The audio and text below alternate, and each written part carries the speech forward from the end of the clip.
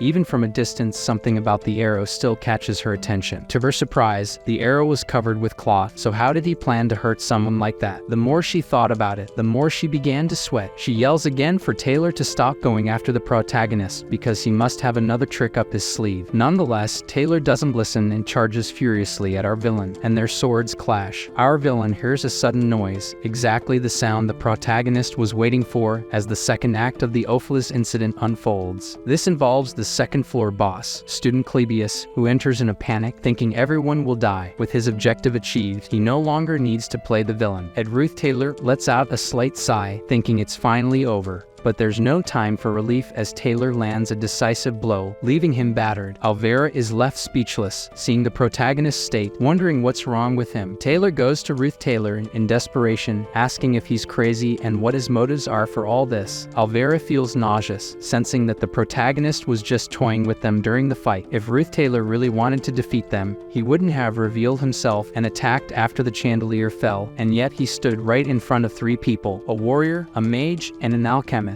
During this battle, he didn't relax for a moment and was relentless. That's why Alvera thinks something strange is going on. Taylor grabs the protagonist by the collar to ask if he's crazy. Why go to such lengths? Our protagonist simply tells them to stop barking and go upstairs as fast as possible, which leaves the three of them very confused since Ruth Taylor had been preventing them from going up until now. Alvera then questions why the protagonist let them win. She was furious asking this, and her childhood friend saying it makes no sense. He is Ruth Taylor. There's no way this guy went easy on them. But Alvera doesn't listen and is convinced of this, wanting only for him to answer why he let them win. Our villain does not admit this and merely stares at the girl with a cold gaze. She won't be able to make him say anything. Suddenly, the door to the Ophelis hall opens, revealing a person who chose the persimmon flower brooch after thinking about it all night. This person had one question now. Why was the boy she thought would be waiting for her all dressed up now, lying on the ground, all wounded like that? This person was the crazy Yander Janica. Since receiving her letter, Janica had considered the possibility that Ed had been dragged into some unexpected situation, but considering his lifestyle and the way he handled the glass attack, no matter what the problem was, big or small, in Janica's eyes, our protagonist made her believe he would resolve any issue somehow. However, she now realized it was a mistake to think so complacently. Seeing the state of the protagonist, she began to reflect. Even though she said she would help Ruth Taylor no matter what happened, he never asked for her help. The reason he lured Janica to the flower garden outside the Ophelis hall, even going so far as to write her a letter, which was unusual for him, was the same reason he fought alone and keep her out of the battlefield, since she had already received several punishments due to the glass incident. She didn't know what happened here, but she knew that our villain treated her with consideration and was attentive enough not to involve her in all this. While she was thinking only about becoming as beautiful as possible for her beloved, he was in this situation. This made her even more furious, asking the three what the reason for all this was. Taylor tries to talk to Janica, saying that it's good she is here. Ruth Taylor tried to stop them and cause this fire. Alvera tells Taylor to stop being stupid. She is an enemy too. Janica says in a chilling and cold voice that she doesn't care about their reasons. All that matters is that they attacked the wrong person. Our villain tells her to calm down, but Janica, even responding softly to him, doesn't want to do that. The other girls soiled their underwear upon feeling the aura of a true elite mage. The creatures Janica summoned are all high-ranking, and there are many of them. The dark girl, her aura suggests she will injure them as badly as her beloved is now. He just needs to wait one more minute. Alvera, with just a look, knows that with this entire battalion of spirits, they have no chance. The girl pulls her friends and says to admit defeat. They don't stand a chance of even scratching her now. They were having trouble just against Ruth Taylor before. Janica doesn't want to hear anything and immediately sends her fleet at the three of them, believing they must be punished. Alvera shouts for Taylor to wake up. He won't be able to make Janica listen to what he wants to say. Taylor refuses to retreat because, due to this madwoman's furious attack, other students here might get hurt. He is a typical hero in this world, and that's when our not at all typical villain interferes, pulling the warrior and saying that when he says to leave, he should go. He throws him with a strength not seen in their fight. Ruth Taylor tells him to listen carefully. He will take care of Janica, and they must go up to the second floor as planned. Ayla is confused because up until now, the protagonist wanted to prevent them from going up, but he responds that he changed his mind. Alvera, indignant, says says he won't be able to deal with these spirits while injured like this, but quickly gets a slap on the head to snap her out of it. The protagonist tells her to grab her alchemy jars and go, and apologizes for tearing her bag earlier. She doesn't like taking orders, but she couldn't help but obey after such a handsome guy spoke to her that way. The three run to the second floor while the protagonist stays behind to face the crazed Janica, who is out of her mind. The beautiful girl was about to attack with everything she had until her eyes light up when her love approaches. Her heart felt that it was the protagonist coming towards her. Of course, the girl gets all concerned, telling him not to strain himself, that she will take care of the rest. He can explain everything later. First, she will end this chaos. Our villain raises his hand, thinking that this action is actually a sign of desperation, but that's not what Janica feels. The villain holds her by the shoulders and asks her to calm down with a smile. That dark look from moments before is now warm to such an extent that the previously crazy girl lets out a small moan at that moment. This is actually quite intimate for her. His large, warm hands are on her shoulders, and our villain insists on keeping them there, asking her to send her spirits away first. The strong wind in the room dissipates, and along with it, all the spirits are dispersed as well. The trio from before notice the change in the place and are shocked to see that he actually managed to stop that girl. He just gestures for them to go up quickly, as this girl stands no chance against him. The waifu that I know you all wanted in your lives calls out to her beloved, but our villain has no more strength left. Having accomplished his goal, he doesn't even have the energy to fall carefully, collapsing face first to the ground. The whole hall echoes with Janica's scream. After waking the man with that scream, she tries to understand the situation. She doesn't know what happened, but she remembers to be angry with those three for doing this to him. All she wants now is for him to promise to stop getting hurt like this, and of course, he does and thanks her. After all, he too would like to avoid suffering so much every time. He then gets up, thinking he did his job as the boss of the first floor.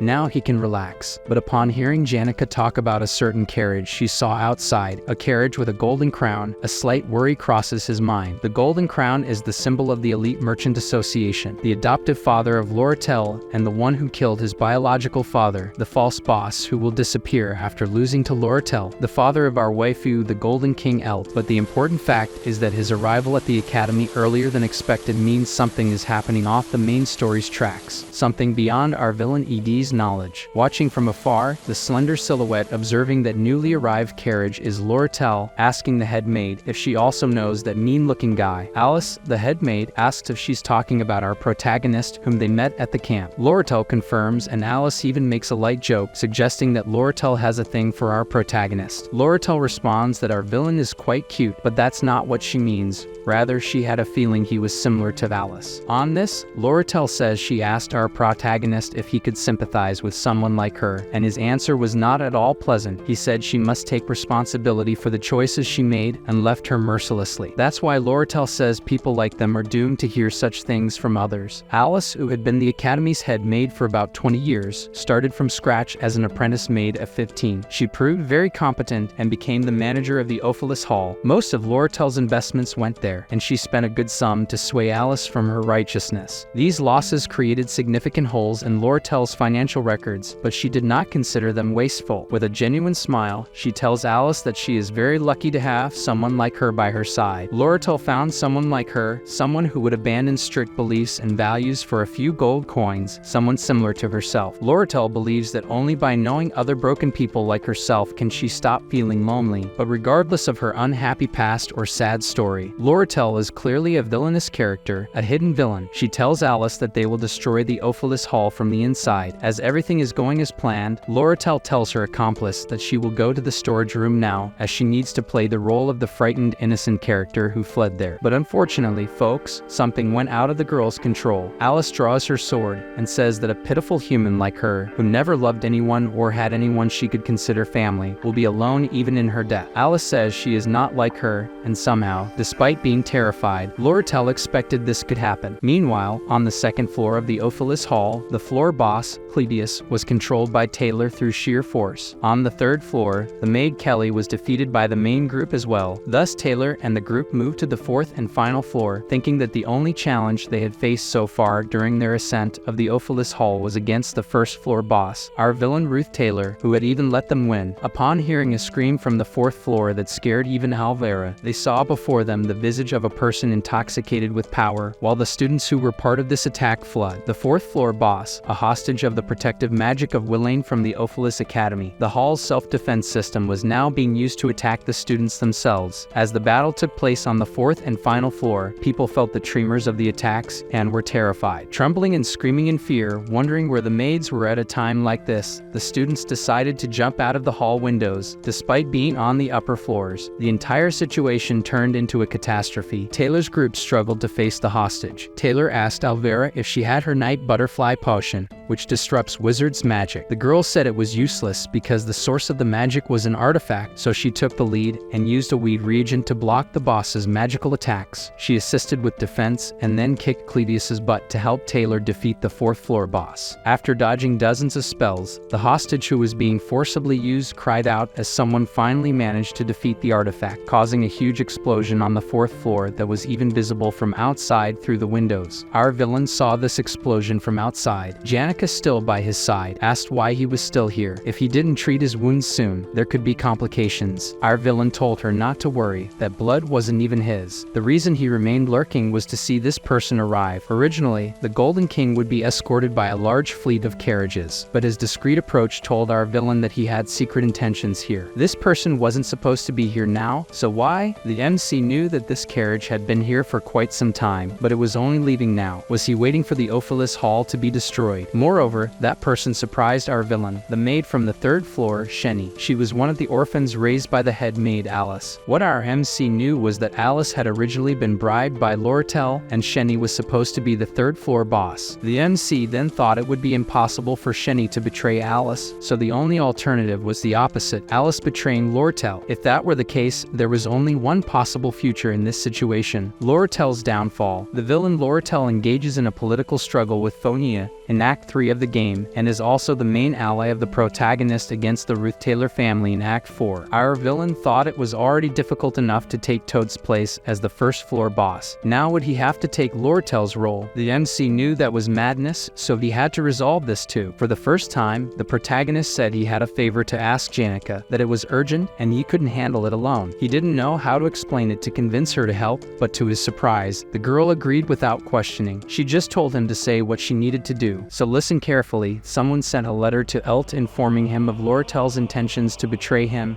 and take control of the mercantile industry, as she knew it was Elt who killed her biological parents. By revealing her plans, talking about the purchase of the sealed grimoire from the sage, which was just an excuse to lure Elt to the academy, and this was bait to stab him in the back. In that same letter, it was mentioned that certain factors led to the discovery of all this, and that now the sender of this letter is in possession of confidential documents that can prove Lortel's plot. However, since Lortel offered a large sum of money to the letter sender, unless a larger amount is offered, the sender of this letter will stand by Lortel. His reason is that he is losing his vision due to an accident and has almost completely lost his hearing, and this will be his last year as a maid in this academy. And to everyone's surprise, the sender of this letter is the head maid of the academy, Sylvania, who betrayed Lortel and went to the side of her greatest enemy, head maid Alice. The woman also mentions in the letter where the money should be sent if Elt accepts her agreements, with all this money being sent to the orphanages that Alice manages. I think here we can understand Alice's motivation when she said she is not like Lortel. Both played dirty, but Alice's motivation is different from the lonely waifu Lortel. What do you think about this? Did you predict this? I bet not. Alice placed the cold metal on her neck and told Lortel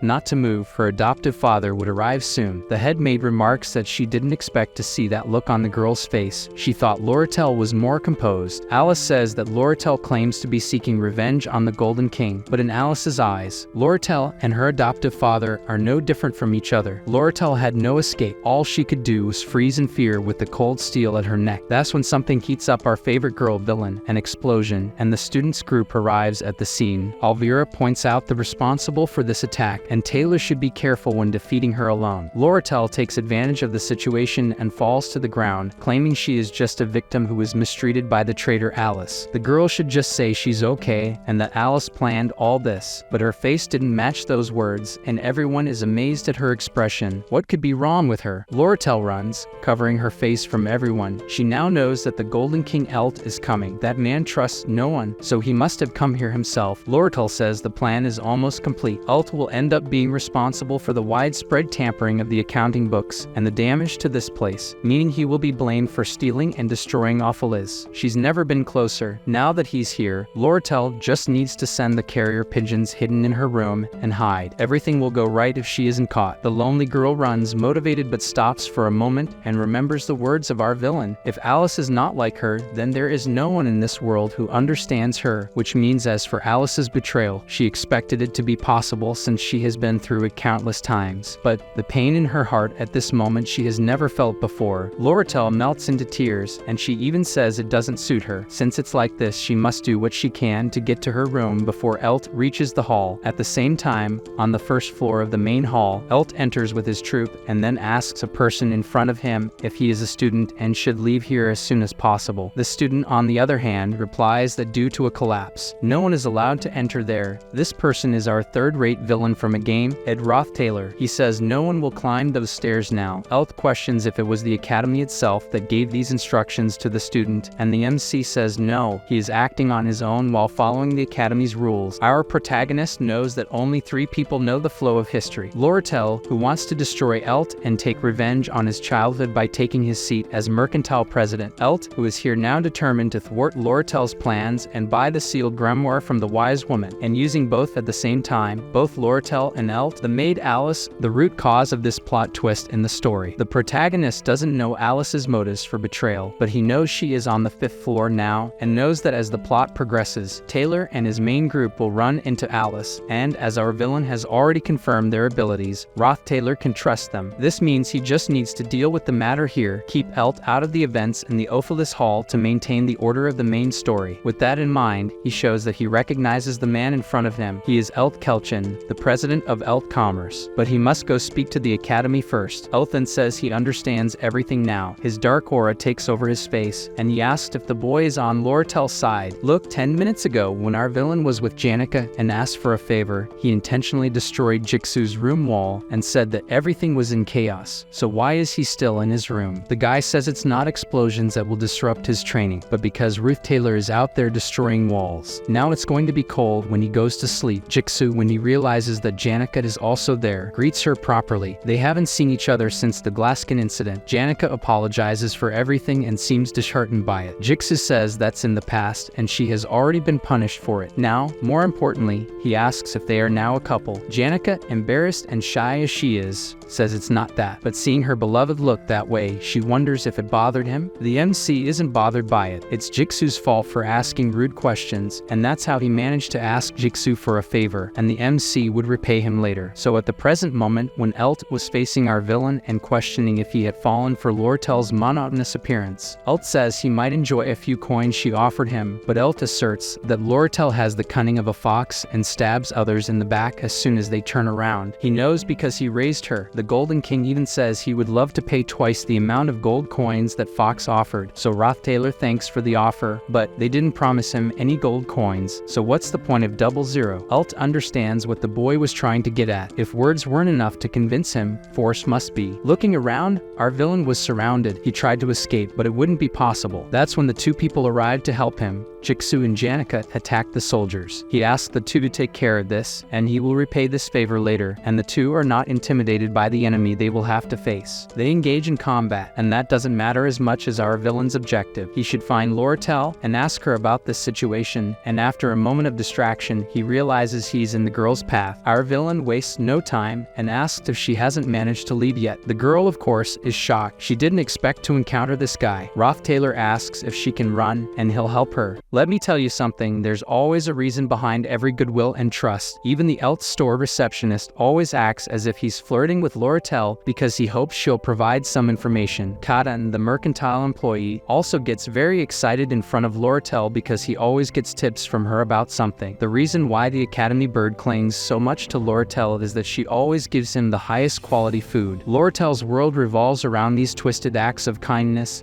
when they want something in return. So while running alongside replied Roth Taylor. The girl didn't understand the reason. The MC takes the opportunity to ask if she was betrayed by Alice. Distressed, Loratel couldn't stop thinking that it's her fault for all this. Janica Faylover grew up receiving love and kindness, and that's why she treats the world the same way. That day she saw Janica offer help to Ed Roth Taylor with a gentle and happy look, without wanting anything in return or greed, and that filled her with illusion, thinking she could feel that too. It was because she wanted to feel that too that she told her plans to Alice, thinking she could have that with her too. But that humiliated her feelings once again. Loratel stops and thinks she shouldn't have tried to push away her dark and filthy side. And how could someone like her live such a romantic life? To get to the Ophelis Hall, she bribed 5 people: head maid Alice, twin maids Shenny and Kelly, lower student representative Willis, and fallen noble Ed. The twins joined Elt, so did Willis. Alice betrayed her, and now she knows what to expect from Ed too. So she apologizes, stopping her walk and wondering why she's saying this to him. Why? Because he's an ally. She tells Ed that she can no longer pay the 20 gold coins she promised before. As he can see, the situation at the moment is unstable. Internally, Loratel wonders why she's saying smart things to someone who isn't even on her side. The sad and melancholic girl is startled to hear the words, "And I asked." Ed grabs her arm and pulls her while saying he doesn't have time. If Eld catches her, her life will be over. If she wants to plan things for the future, first they have to get out of here. I know you guys understand that. At this moment he pulls the girl from the dark corridor forward where it is illuminated. It's beautiful to see that at this moment Loratel managed to feel goodwill and trust coming from someone. The girl thinks about something she never had, but she's sure there's always a reason for these people. If you don't see the reason behind people, you don't trust them. Loratel is silent for a few seconds when Ed asks her to tell him what's going on. After thinking it over 1,000 times, she decides to tell. Loratel reveals that this is the work of her father. She quickly explains everything about what happened and her father's intentions to monopolize the armor market to make a lot of money urgently. Ulf found someone who would buy the sealed grimoire of the sage for a good price, and then he sent Loratel to Sylvania Academy to find a way to steal. Our villain, after interrupting quite a bit, says he understands everything and doesn't need her to explain the rest. In manipulative commerce, merchants monopolize a cheap product in the market and artificially increase its price to negotiate among themselves, a classic method still used today by retailers to manipulate their prices. As prices continuously rise, consumers think that product will soon be unavailable, making them feel the need to buy it now. And if such products gathered so far are sold at this exact moment, an absurd amount of money can be obtained. But for such price manipulation to work, trust between merchants is necessary, and if you sell a product without the knowledge of the other, the price will drop instantly, just like in the stock markets. Elt desperately sold his shares to buy armor in bulk to monopolize their prices and make a lot of money at the right time. Loretel's plan was to be in touch with other merchants for years and bribe them to put the armor on sale when Elt wasn't at the merchant's headquarters. And that's why she made this plan, to lure Elt and make him lose all his power due to sudden loss. It then says it worked. Elt came to the academy, so all she has to do is send the message to the merchants to set the price of the armor. Right. Loratel wonders how the hell he managed to understand everything at once. She tells everything about how she will send this message to the merchant's headquarters. A carrier pigeon in her room has the message. Loratel also thinks her father is waiting for this and intends to capture her here to make the internal traders confess the whole plan. Our villain, after hearing everything, asks Loratel to listen carefully. From now on, she must remain hidden until it's all over. It says that if he were Elt, he would put people watching the 2 bridges leaving the city. Loratel must talk to the knight in the quarters and send an empty carriage to the Arkan Mountains and hide it well. This will make the soldiers think she is hiding in the Arkan Mountains. Meanwhile, she must hide in her unfinished cabin in the forest for 3 days. Our villain says he will send the carrier pigeon in her place. It's at this moment that Roth Taylor realizes something and grabs the girl and throws her against the wall. Someone is watching the back door. He will run to her room and take care of the people outside. She waits here until the person leaves and then flees to the dormitory. He took care of the matters without wasting time.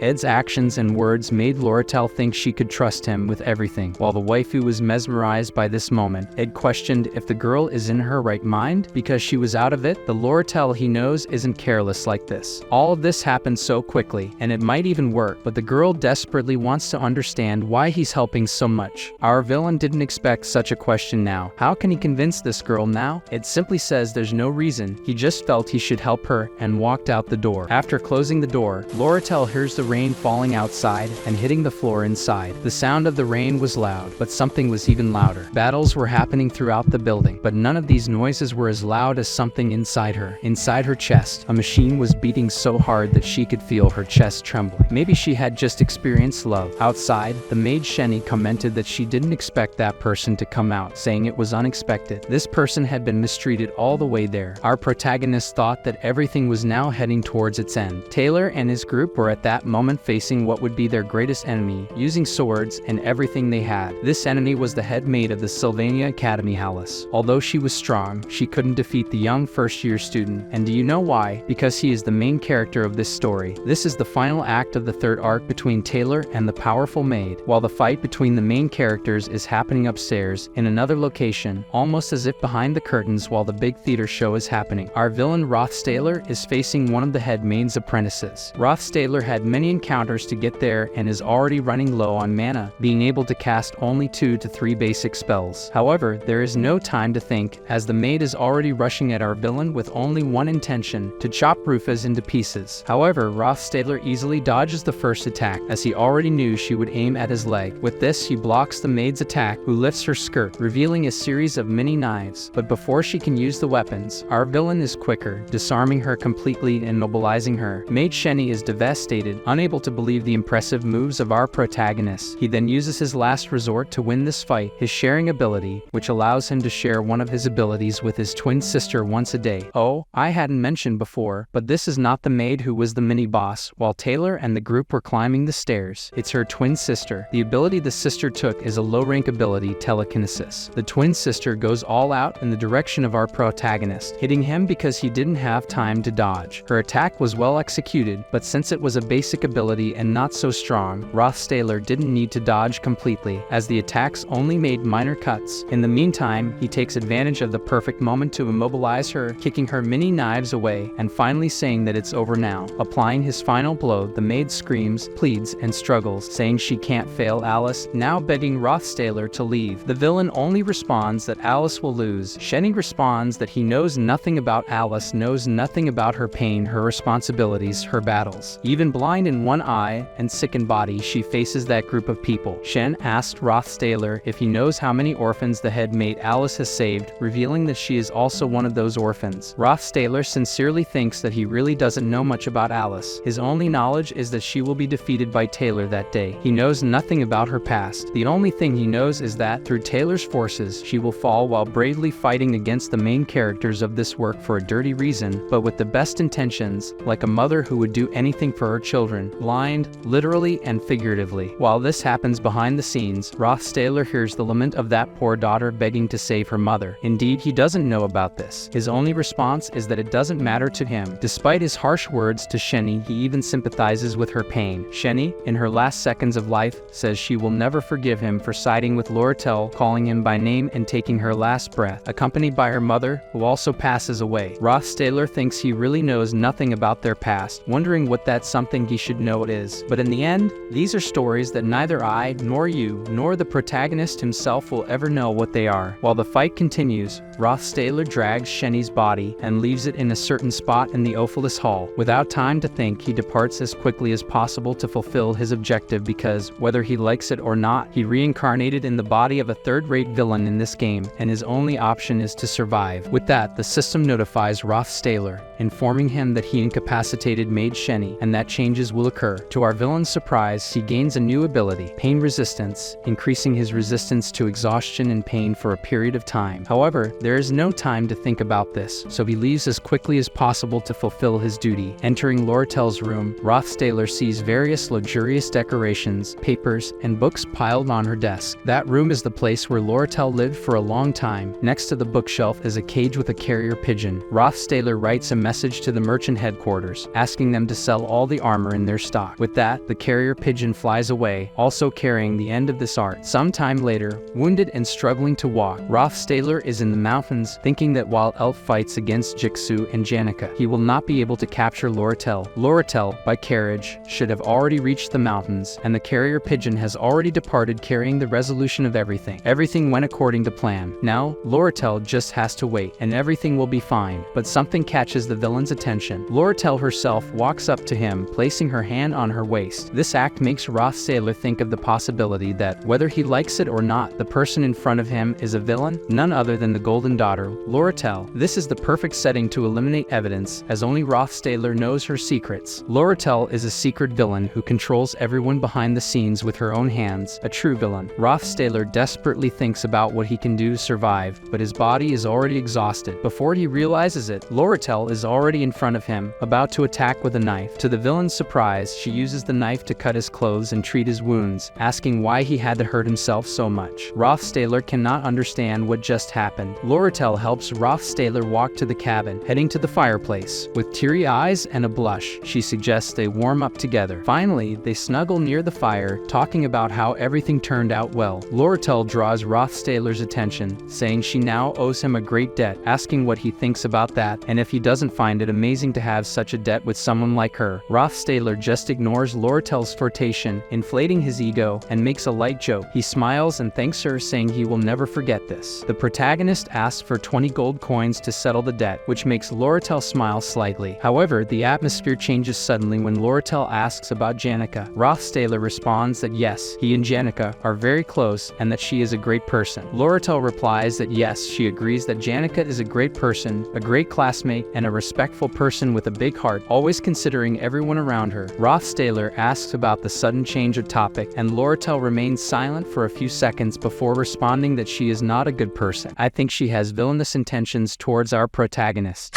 Elsewhere, at the same time, Ult received a report from his subordinates and left the academy as quickly as possible. Meanwhile, Jigsaw observes the situation, seeing the henchmen being made into cat's pawns by Janica. He asks Janica to stop her attack, but it seems this will not be the case. Jigsaw asks Janica if she is angry, while one of her spirits whispers something to her. After hearing this, Janica responds that she is not angry at all. I don't know which girl I like more, folks. Tell me, Janica or Loratel. With the end of the arc, that guy took the blame for all the attacks that occurred during the assault. Alice was taken to trial as the head of all these attacks, but throughout the trial, she didn't even open her mouth. Loratel, the most important character in this scenario, is now alongside Roth Sailor, hiding in the mountains. After all this headache, Roth Sailor gives a big sigh, as now it's time to rest. His abilities have also increased, unlocking 2 slots for advanced techniques. He wonders which abilities to use, thinking of spiritual infusion that increases his compatibility with spirits and magic engine, facilitating his daily needs. The combination of these 2 abilities will allow him to produce magical weapons. However, his thoughts are interrupted by Janica, who asks if he is okay. Roth Sailor asks if she didn't go to the academy, and she responds that she had a headache but took some time to rest. Conversation goes, conversation comes. Janica asks if Loratel is okay, and Roth Sailor just responds that yes, she is resting in her cabin, and I think that answer didn't please Janica. After all the tense situation, Loratel can finally breathe a sigh of relief, feeling the sun on her skin. She will have to wait 3 days after all that happened, and is now awaiting the merchant's responses. He has spent every night hiding in a small and cozy cabin in the forest. This whole situation is frustrating, but Loratel doesn't feel too bad, as she can see the cultivated and toned muscles of Roth Sailor while he acts like a lumberjack and catches her attention. Loratel loves being by the protagonist's side because for her, who lived distant from her own feelings, value only money, this moment has immeasurable value. However, all this mushy scene between Roth Sailor and Janica makes Loratel a bit nervous. Loratel, determined to play dirty in the game of love, plans to fill the small cabin with gold coins to catch Roth Sailor's attention, but she realizes this won't work because he is not impressed with money. Loratel thinks about trying to catch his attention with typical Tsundere phrases, but finds everything very embarrassing, as she spent her whole life focused on money and doesn't know how to interact with people. While thinking, someone calls her asking to move. It's Lucy, the little sleepyhead who had been missing. Lucy, full of sleep, arrives to take her afternoon nap. Roth Sailor picks up Lucy and puts her in the little house in the backyard, asking Loratel if she is okay and if she woke up well. Loratel observes the situation and wonders if Lucy always visits the cabin, realizing that there is another rival girl for the villain's heart.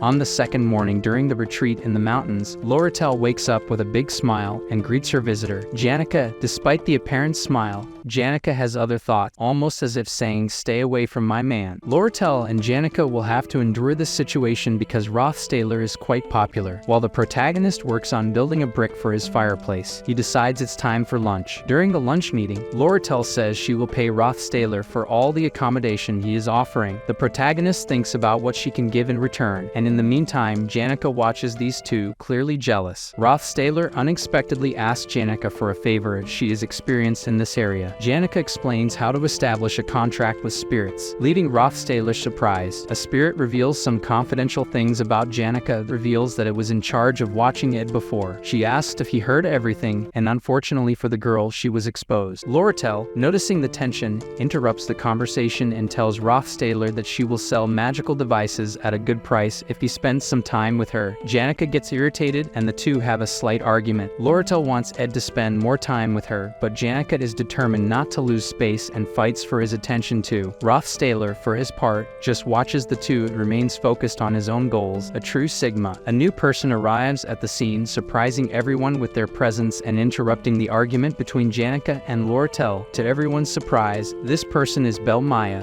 the new head maid, who came to apologize for all the past events. She also brings a message from the former head maid Alice. But before this confusion, let's go back a few days when Janica's friend went to Maya to gossip about a certain topic. Janica had a crush on Ed Rothstaler, the third-rate villain. For Maya, this was no surprise, as she already sensed these things. She listened to everything Janica's friend had to say, but the real reason for the visit was to talk about a meeting between Janica and her friends. During that meeting, it was mentioned that Lortel was interested in Rothstaler. Maya didn't believe that someone with such a strong personality as Lortel would fall for Rothstaler until she saw the scene of Lortel smiling and Janica looking worried. Lortel asked Maya the reason for her visit, and Maya replied that she came to deliver a message from the former head maid Alice, who had betrayed Lortel. Later, at night, Maya and Lucy left the cabin, making it clear that a certain person was not happy about this situation. The winter uniforms were delivered to the students, and the final resolution of Lortel's arc came with the confirmation of equipment sales. The authority of Elt, Lortel's adoptive father, was revoked, and Lortel's position increased. Rothstaler asked Lortel about the chance of another attack from Elt, and she replied that it was almost zero. She then talked about Alice's situation, explaining that Alice worked hard to sponsor orphanages, to the point of self-destruction to care for the children. Eventually, she could no longer continue,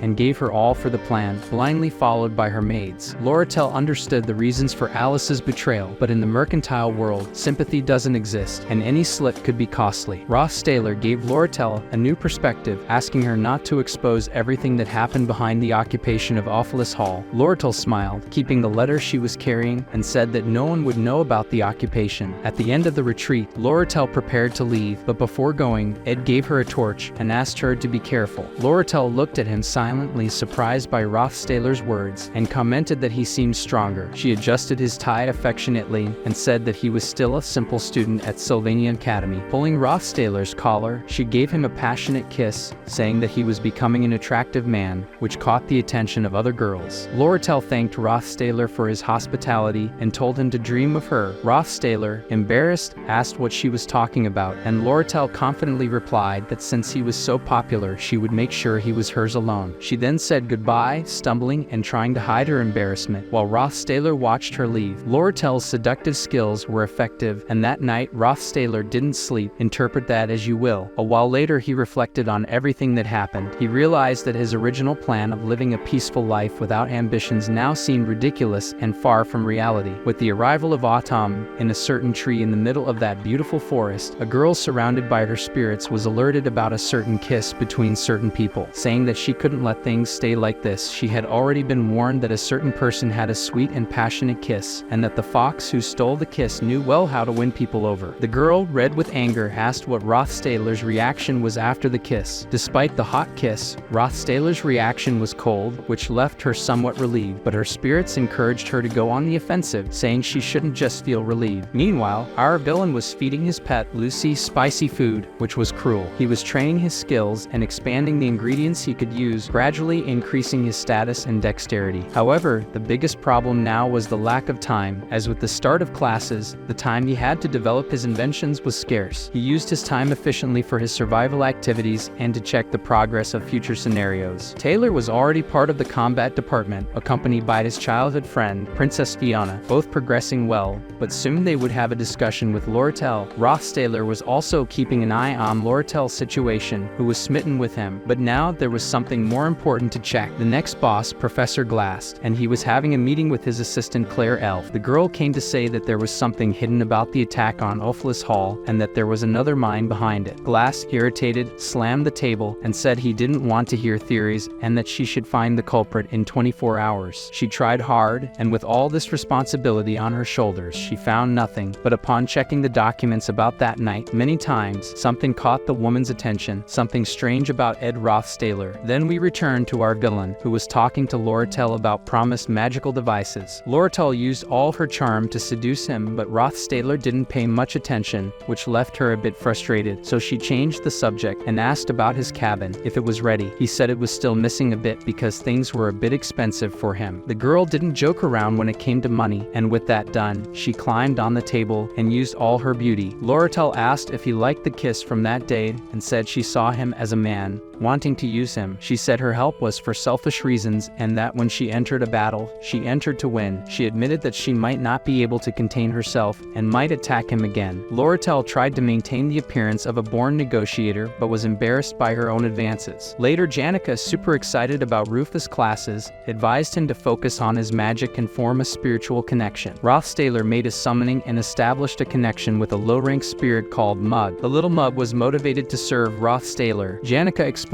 that by establishing a connection with the spirit, he could feel his magical and physical power, even when not manifested. She asked Ed to be careful, as a very strong connection could increase the flames of the spirits or their respective elements. Ed asked if by controlling the level of connection, his offensive capacity could be increased, which made Janica a bit embarrassed, as it made it seem like Little Mug was a firearm. Looking at Rothstaler's reaction while observing his small spirit, it's clear that he will use this spirit as a household appliance, as it will be his automatic heater. The connection with the low-rank spirit was established. For those in doubt, here are the little spirit's stats. While Rothstaler is excited about his new appliance, Janica comments that she is happy to see him content, as he always seems exhausted. She says that if he needs help, he shouldn't hesitate to ask. Janica wants to ensure that Rothstaler doesn't go after another girl, hinting that she is better than Lortel. Janica tries to say that she is a busy person and can help Rothstaler all the time, but her words come out wrong, and she said she wanted compensation for it. Ed offers to pay with coins, even though he doesn't have many. Janica timidly replies that this was advice from a friend, says that he needs the money to survive and that paying for help with money is cold. Ed, confused, asks what's wrong, and Janica admits that her kindness is not for everyone, it is reserved only for a specific person. That's what she meant. After saying goodbye, Ed returns to his cabin, now equipped with new magical devices, some given by Lortel and others made by himself. His cabin is becoming more and more comfortable, a great progress for someone who once slept in the middle of the forest. Meanwhile, Claire, still pondering the attack on Ophelis Hall, is certain that there is a mastermind in the shadows behind the attacks. She is particularly intrigued by Ed, who was expelled from his dormitories. Determined to investigate him, Claire goes to the north of the forest. In the middle of the night, Claire sees someone carrying the body of a girl and a slain animal. Frightened, she recognizes the girl as Lucy, who is unconscious. Claire is certain that even the headmaster of Sylvania Academy would have to use all his power against that girl, and she is in the arms of that girl. She is sure Rothstaler is involved with the Academy attack. She tried to free the girl Lucy, but when she tried to approach, the girl was quicker than lightning and stared at the teacher, asking who was invading her space. Realizing it was the teacher, she returned to her captivity, grabbed her meat, and fiercely stared at the teacher like someone who wanted to steal her food, then left. Claire, witnessing all this, didn't fully understand things, but went as quickly as possible to Glass' office and questioned if he remembered that noble who became trash, Ed Rothstaler. The teacher is sure he is the planner of the Ophelis Hall attack. However, the professor is not interested in useless trash. She insists that this is not true, and he even defeated Lucy in combat and left her unconscious. She also investigated and used her magic to see the memories of the students who were there and fought against Rothstaler, and he can see this ball. Professor Glass doesn't believe the girl and only questions if Ed wasn't just carrying Lucy sleeping around. After thinking for a bit, she decides to give up and will write an apology letter to the professor. All this seemed obvious to Glass, but something in the students' memories was not normal. Trash like Rothstaler shouldn't be able to defeat 3 people more powerful than him, and together, there really is something wrong with this student, the professor realizes. Great explosions occur in the forest when the villain uses his ceremonial dagger, imbued with the magical formula of the low-rank spirit. Mug, Rothstaler, proud of his skills, has engraved this formula on the dagger. Mug mentions that the more the dagger is used, the more efficient it will become due to the engraved formula. This makes Rothstaler a bit embarrassed. Roths, noticing Mug's excessive formality, asks him to act more relaxed. He knows that the stronger his connection with his spiritual bond, the more powerful he will become, like Janica, who treats all her spirits as great friends. Rothstaler asks Mug what's good about being by his side, and if Janica promised something to the little spirit. Under pressure, Mug starts to cry, explaining that he isn't hiding anything and that he is loyal to Ed. Mug is happy to have a contract with Ed and to receive refined magic from Janica, which makes him grow. Rothstaler sighs and asks Mug to be honest about his feelings. The spirit then reveals that he heard rumors at the academy that Ed was authoritarian, and that's why he acted so formally. After clarifying things, the connection between Ed and Mug strengthens. Rothstaler is progressing both in skills and in physical strength and endurance. His food supply is well stocked, and he no longer needs to sleep outdoors. He finds it easy to memorize his subjects, studying and reviewing every night before bed. This constant effort, though difficult, is not unpleasant for Rothstaler. One night, while studying, Ed is interrupted by Janica, concerned, asking what's wrong. He responds that he was just distracted, and Janica asks him not to push himself too hard and to take care of his health. A few hours earlier,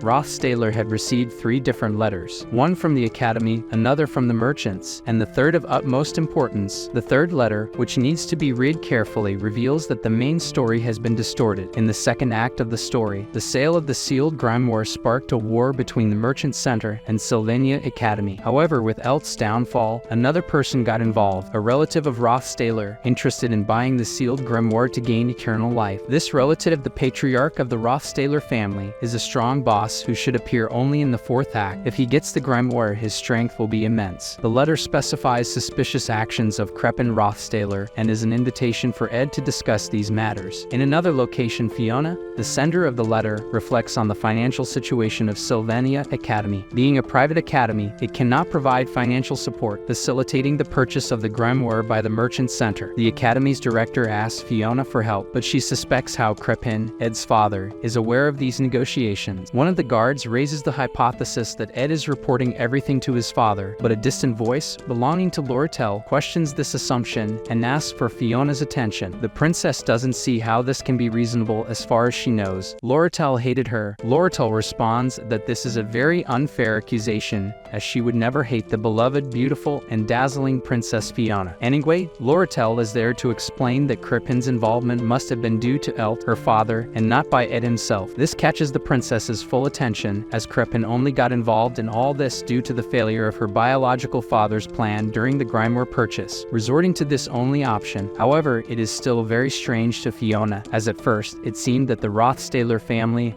and the Kelchin family were together during the grimoire purchase, but now they are competing against each other. Although Fiona doesn't want to sell the grimoire, this is great news for Lortel. Our red-headed villain says that the enemy of my enemy is my best friend. Lortel says that this way she would be holding the reins of the Rothstaler family and managing to obtain the grimoire. Additionally, Lortel makes it clear that her main reason is not wanting to see Ed hurt, which leaves Fiona even more confused. Lortel explains that Ed was expelled from his family, and it would be unfair to associate him with this situation. Fiona, surprised, responds that Ed Rothstaler is definitely very useful for this situation, implying that she will threaten Ed. In another place, Fiona, the author of the letter, pondered over the financial situation of Sylvania Academy. Being a private academy, it could not provide financial support, facilitating the purchase of the grimoire by the Mercantile Center. The academy's director asked Fiona for help, but she suspected how Crepin Rothstaler was aware of these negotiations. One of the guards suggested that Ed Rothstaler might be reporting everything to his father, but a distant voice, belonging to Lortel, questioned this assumption and requested a minute of Fiona's attention. Princess Fiona saw no reason for Lortel to be there, as far as she knew. Lortel hated her. Our red-haired waifu responded that this was a very unfair accusation, as she would never hate the beloved, beautiful, and dazzling Princess Fiona. Anyway, Lortel was there to explain that Crepin's involvement was likely due to her father, Elt, and not Ed himself. This caught the princess's full attention, as Crepin only got involved because of the failure of Lortel's father's plan during the grimoire purchase. However, it still seemed very strange to Fiona, as initially, it appeared that the Rothstaler family and the Kelchin family were cooperating to buy the grimoire, but now they were competing against each other. Loretel said she did not want to sell the grimoire to Crepin. After buying it, she had no interest in having connections with the businesses Elta used to conduct. Our redheaded said she was only telling this because if Fiona bought the grimoire, it would be advantageous for both of them. Additionally, Loretel made it clear that her primary motive was not wanting to see Ed get hurt even more, which left Fiona even more confused. Why would she care about anyone besides herself? Loretel explained that Ed was expelled from his family, and it would be unfair to associate him with this situation. Surprised, Fiona responded that Ed Rothstaler was definitely very useful for this situation. She could use her influence over him and even threaten him. Indignant, Loretel asked what Fiona really intended to do with Ed. The princess, undeterred, said she had no choice but to use Ed. Loretel, trying to contain herself but failing, started laughing and questioned who would really use whom. Fiona's guard tried to intervene, but Fiona stopped him. With a villainous look, Loretel gave sincere advice to the princess. Don't try to use Ed because in the end, it would be Fiona herself who would be used. The guard was angry with these words, but Fiona told him to be quiet. Fiona was confused by this whole situation. After that, she went to meet our protagonist and noticed that Ed was not in good health. She entered into a discussion with Janica and lost, feeling embarrassed. Loretel asked about the magic devices and received the response that they were all there. More exchanges of barbs occurred, with Loretel winning this time, making it 1-to-1 between the girls. Ed said he couldn't accept these gifts, and she replied that it wasn't a problem. Loretel used the most unfair weapon in this fight, the power of money. During this exchange of barbs, Ed wasn't feeling well, with a familiar sense of exhaustion and heaviness in his body. He needed to prepare to face his father and take care of his cabin, food stock, firewood, and also Lucy, his little companion. All this weighed on his body, and the girl's concern was obvious. Elsewhere at Sylvania Academy, Fiona thought about Ed. She knew that Ed's reputation had changed significantly but needed to be sure of something. Therefore, she sent a letter ordering him to visit her residence, asking her guard if everything was ready for Ed's visit the next day. Fiona received the news that this wouldn't be possible because Ed was in poor health due to physical exhaustion. Our villainous protagonist wakes up slowly, feeling his body heavy, but not due to his illness. It is because our tiny Lucy has made Ed her mattress. Poor Ed, there's a compact human sleeping on him and mumbling a few things. He doesn't understand what is happening and asks, "What the hell is that? How can she be sleeping like that on a sick person?" But there's something strange. Although Lucy is small and light, Ed can't move, which makes him think something is wrong with his body. At this moment, our little one wakes up, still half asleep and hungry. Before Ed can say anything, she casts a spell, stabilizing his mana and telling him that his mana is completely distorted. She explains that he has been training his magic and spiritual refinement too much, and that's why he ended up like this. Our villain asks if she has been doing this for the past few days, and she replies that she has because it's not that hard, but it's annoying. That's why she was sleeping there, saying that, thanks to certain people, she has been walking on eggshells. Given the situation, it's understandable. To Ed's surprise, our little Lucy asks him not to get sick, saying that sick people can die. These words carry a certain pain because it was on a sick like this that Lucy lost a loved one, her grandfather. But that's a story for another time because another person arrives at the scene. This person is his friend Jixu with a new look. He stops thinking when he sees that scene, and the little one grabs her hat and flees as fast as she can, like a bolt of lightning. Jixu doesn't quite understand the situation and asks our human how many times he does this. Talking to himself, he says it's normal for strong people to have more than 1 or 2 partners, if you know what I mean, but Ed interrupts him, asking what he is doing there. He responds that both Janica and Loretel had to leave, and that's exactly why he is there, helping Rufus, who, well, isn't the best help, but it's help nonetheless. Jixu is there to help Ed on Loretel's orders because she said no fooling around. So that's it, that's why he is there. Despite being sick, our friend is still concerned about the story's progress and asks Jixu about the Mandrake attack. That problem has already been resolved, a problem created by Alvera and solved by Taylor and his group, which is also one of the game's scenarios. He also asked about another scenario, which thanks to Taylor and Jixu, has already been resolved. One less thing to worry about, but there is still a bigger concern. Ed asked how long he has been unconscious, and to his surprise, it has been exactly 2 weeks. Jixu wasn't aware of this, but he continues saying that everyone was happy Ed woke up. However, our villain is worried about a certain matter and calls Jixu, saying he needs to quickly send a message to Loretel, thinking to himself that he is running out of time. The next day, after Ed wakes up, the fight for the sealed grimoire begins. This is the 10th scenario. The involved parties are Princess Fiona, the representative of the Mercantile Guild, our dear Loretel, and the man who has deviated from the original storyline. The patriarch of the Rothstaler Duchy, Ed's father and Lortel's future father-in-law. He is the final boss of the 4th act of this game. At Sylvania Academy, our adorable Fiona, while cutting meat, heard words from a certain person who was happy to be well and apologized for the delay and lack of cordiality. This person explained that, due to another person in their family, Fiona had certain problems, and by her order, this person was exiled from the family. Fiona responded seriously that everything was fine now and that there was no need to worry. This person, with a gentle smile while enjoying the meat, was Crippen, Ed Rothstaler's father. Fiona, standing before him, thought that he had the same blood as Ed Rothstaler, a noble, wise duke of his family. By Crippen's simple actions, it was possible to see the respect his servants had for him. However, despite this noble and respectful image, Fiona noticed that he was clearly malicious. Crippen asked about Lortel, who had been silent until then. Lortel introduced herself cordially, stating her name and expressing that it was an honor to be in his presence. She said that as an exquisite Kelchin, where there is profit, she would be there, as her family follows the scent of money. She smiled, trying to gain favor with her future father-in-law, but Crippen responded dryly with a simple, "I understand." The negotiations for the sealed grimoire began, with the same 2 buyers previously presented. The highest bidder would take home Sylvania Academy's treasure, in a secret negotiation to avoid exposing the Academy's financial difficulties. Fiona would be beside the Academy's vice principal as an observer, along with the procurator who would conduct the auction silently. At this moment, the highest bidder would win the prize in a direct confrontation between Lortel and Crippen Rothstaler. Not being very involved in the world of negotiations, Fiona researched a lot about negotiation methods in some books like the Book of Order, the Book of Similarity, and the Magical Diary of Travels. She studied intrinsic magical values, academic values such as research subjects, and the value of lust, all these aspects permeating the world of negotiations. Fiona, while looking at Lortel, thought that she probably already knew all this. From Lortel's look, it was clear that she already had the knowledge of thousands of similar books. However, Lortel's opponent was none other than the powerful Crippen. He was probably the one who would take the grimoire home. The vice principal received the values from each one, thanking them for their participation. Fiona knew that the key during this auction was to discover the maximum bid of her opponent. During Crippen's presentation, hours earlier, Lortel had made it clear that all she wanted was profit, and therefore, if necessary,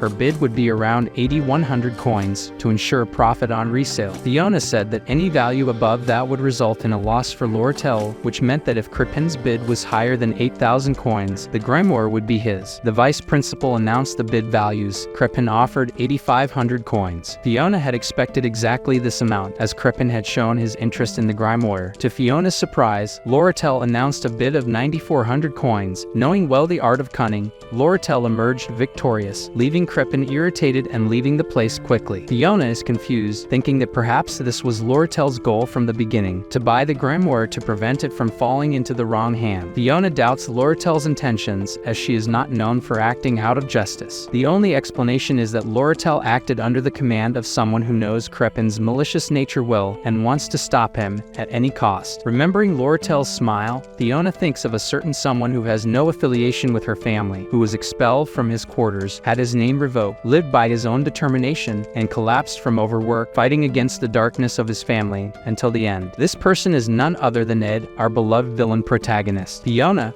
barely able to stand, feels the weight of guilt. She thinks that because of her, a noble person like Ed was brought to ruin, but this is just a misunderstanding. It only wants to live well and in peace. Meanwhile, Lortel reflects that even by reselling the grimoire, Crippen will profit since she bought it for 9,400 coins. The talk of not reselling the grimoire was just a lie from Crippen, a shrewd merchant. Lortel receives a letter from Ed, who knows well how to stir her mercantile heart. Lortel paid 900 gold coins, more than the profitable amount for her due to the grimoire's value being 8,500 coins. She says that this extra cost was worth it, as it was the price to have a free pass to Ed's heart, since it was he who asked her to buy the grimoire, regardless of whether she would sell it later. Crippen could not emerge victorious there. The red-haired waifu tells herself that this is something valuable to her. After the grimoire purchase, a few days pass. Sitting by a campfire, Ed and Jixu were talking, with Jixu mentioning that when he delivered the letter to Lortel, she was very happy. Although Ed knows that Lortel is interested in him, he used this to make her buy the grimeware. Even feeling a bit guilty for using Lortel, Ed knows he needs to do everything he can to gather information. A loud noise from the forest interrupts his thoughts. Janica appears, having skipped class to see and take care of Ed. He apologizes for worrying her, saying that he caused various problems for her. Janica quickly responds that it was nothing,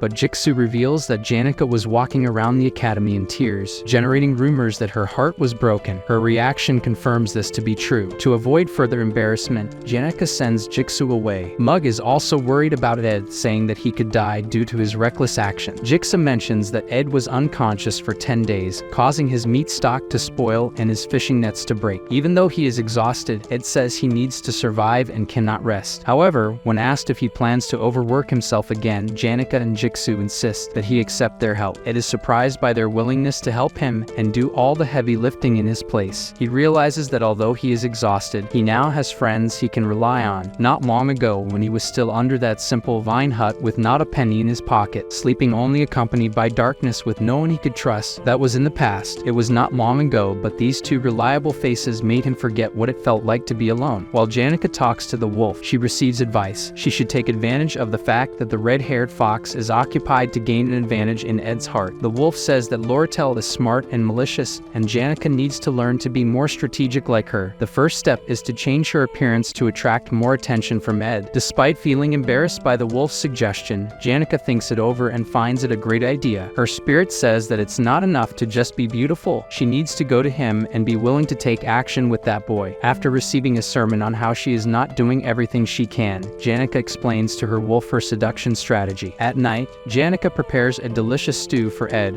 which he appreciates very much. With all the help around him, Ed knows that the least he can do is recover and be well. As he lies down, something catches his attention. Someone comes to him, saying he looks very tired. Prepare your hearts. Janica appears at the door with a smile that women use to defeat any man. Janica says that he shouldn't pretend everything is okay and that he isn't going through a difficult time. She says that exhaustion affects everyone equally, both physically and mentally, and she knows how hard he has worked to improve his life. She shares that when she was in her most difficult moment, many people helped her, but only one person made her rise from rock bottom by staying by her side. Using the same words Ed used when she was in that situation, she says that it's okay now and that he did his best. Despite Ed trying to say that she doesn't need to exert herself so much, she interrupts him, insisting that he must accept her help. With a slight sigh, Ed finally accepts that he has people he can count on and that he worked hard to get here. He falls asleep, feeling the best support a person can have by his side, the company of a beautiful girl. The night passes and a new day dawns. Ed wakes up feeling better from his exhaustion. Next to him, what catches his attention is the person who has been taking care of him non-stop. Seeing this girl here makes him so happy that it was impossible to contain his smile. He is fully healed and rejuvenated. In the past few days, Ed has made significant progress in his skills, especially in production research and magical engineering, becoming more versatile in his skills. However, there is a clear limit to what he can do, as most of the recipes for magical devices are given as rewards after certain scenarios. Since he doesn't want to get too involved in these scenarios, it becomes difficult for him to obtain such recipes. Observing Ed's progress, it became clear that he was not very interested in magical devices. Even with the recipes, he couldn't produce such devices immediately, as specific materials were needed. However, Ed's situation was a bit different, since he had someone by his side who could get him any material he needed, even from the other side of the world. That person was Lortel Kelchin. She came to Ed,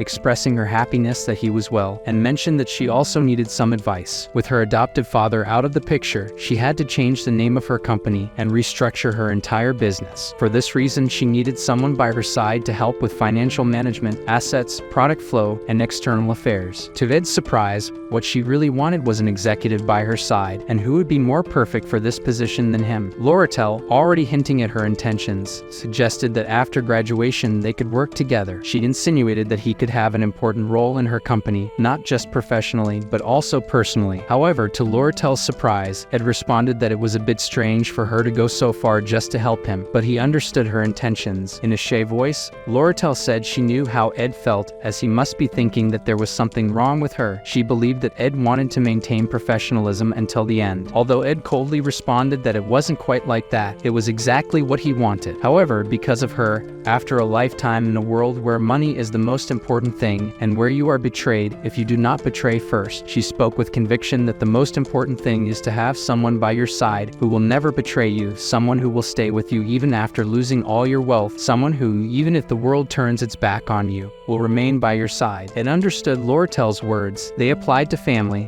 a lover, or even friends. For Loratel, who lived in an environment where only money mattered, Ed understood that she lived in constant fear that something might happen. Loratel then expressed that she just wanted Ed to stay by her side. Our villain was surprised by Loratel's words. Despite all this sappy scene, he almost fell for her act as she was using all her negotiation and seduction skills. Loratel did ask something of Ed, and it wasn't entirely a lie. Due to the situation and the silence, Ed understood well what she meant. Therefore, he said he intended to graduate from the academy first and had no intention of leaving school. With these words, she agreed and said that after his graduation, they could talk again. Loratel suggested that after graduation he could soon use this free pass, if he understood. With a beautiful smile, she said it was great to see Ed after such a long time. As the villain waifu left, Ed sighed and thought he might have done something terrible and worried about what could happen in the future, feeling indebted to her, and Loratel, in turn, thought to herself that she almost made a mistake, as her words to Ed were almost like saying, "You belong to me now." She'd had planned to say that, but seeing his face and state, she changed her mind. If she stayed longer, he would see her true intention. However, she left too early because she still had devices to deliver to him, but she felt a bit awkward returning given the situation. With this thought, she decided to leave the devices in his cabin. Meanwhile, Janica, who had just woken up, thought she should prepare a snack for her beloved Ed. In this context, various misunderstandings arose. Loratel questioned why Janica left the cabin so early, and Janica questioned why Loratel was coming from where Ed was bathing. This marked the beginning of a new scenario of competition for Ed's heart. Ed Rothtailor, who had already returned to his survival routine, was accompanied by Mug, who advised him not to overwork himself. Despite Mug's concern, Ed only apologized. Thanks to Jixu and Janica, he had enough food and firewood, and thanks to Loratel, he had enough money to furnish his cabin. What worried him most now were 3 letters he received before collapsing from exhaustion, one from Loratel, another from Princess Fiona regarding his father, and the last from the academy without a sender. Ed knew who sent the letter: Professor Glast, who wanted to have a private conversation with him. Due to exhaustion issues, this conversation didn't happen, so Ed didn't know why he was called. Given that Professor Glast would be the final boss of the second act, and it had already begun, Ed recalled that Glast always believed that people with talent had the power to change the world. To revive Sylvania, a great sage, Glast researched various magics that distorted natural laws. To complete the magic, he needed the sealed grimoire, which the Academy sold to Loratel. In desperation, Glass stole the grimoire and attempted to inject the spirit of Sylvania into his childhood friend, who was born with such magic that distorted natural laws. This is Glass' story, a narrative of a madman. According to the game, fortunately, Taylor and his group managed to save their friend, breaking Glass' traps. After being defeated, Glass made an abrupt declaration before falling from the top of the magic tower. Despite dreaming of academic advancement and individual talents, this was his final act, and without remembering his last words, our protagonist's knowledge goes up to here. However, the final battle of the second act, The Beginning of the War and Conquest, is a book that changes the properties of the sealed grimoire into a connection formula that begins with the kidnapping of childhood friend Ayla by Professor Glast. In the presence of a great demon and the culprit of the kidnapping, Ayla screams, saying it's his fault and that she hates him from the bottom of her heart. Ed Rothtailor, once again dragged into the center of conflict, but this time he says he is not to blame for anything. He was also kidnapped just like her. Our protagonist, Ed, was captured by the professor for some reason. Before we get into that, we need to vote. 3 days ago, while he was quietly living his life, having finished all his tasks related to food, etc., he thought to himself that Professor Glass' plot was about to begin. Despite feeling a bit embarrassed for not increasing any of his magical engineering stats, while reflecting on his training, Ed had a slight idea. He only thought drastically about how to raise his stats, but didn't remember that during the Professor Glass arc, there are 4 stages of battles. The hardest is in Stage 3, in the secret lab. The boss of this stage is the spiritual librarian Reina, a spirit so strong that it's almost impossible to get through this stage without the holy form of the story's protagonist Taylor's sword. However, this is not a problem for Ed to solve, but for Taylor and his group, as Ed's interest in this stage is the library's content, which contains valuable magical engineering recipes, including even 2 legendary recipes. Still, it remains dangerous, according to our dear villain. villain. Looking at a certain person, perfect, spectacular, slender, and beautiful, Ed thinks that everything will be fine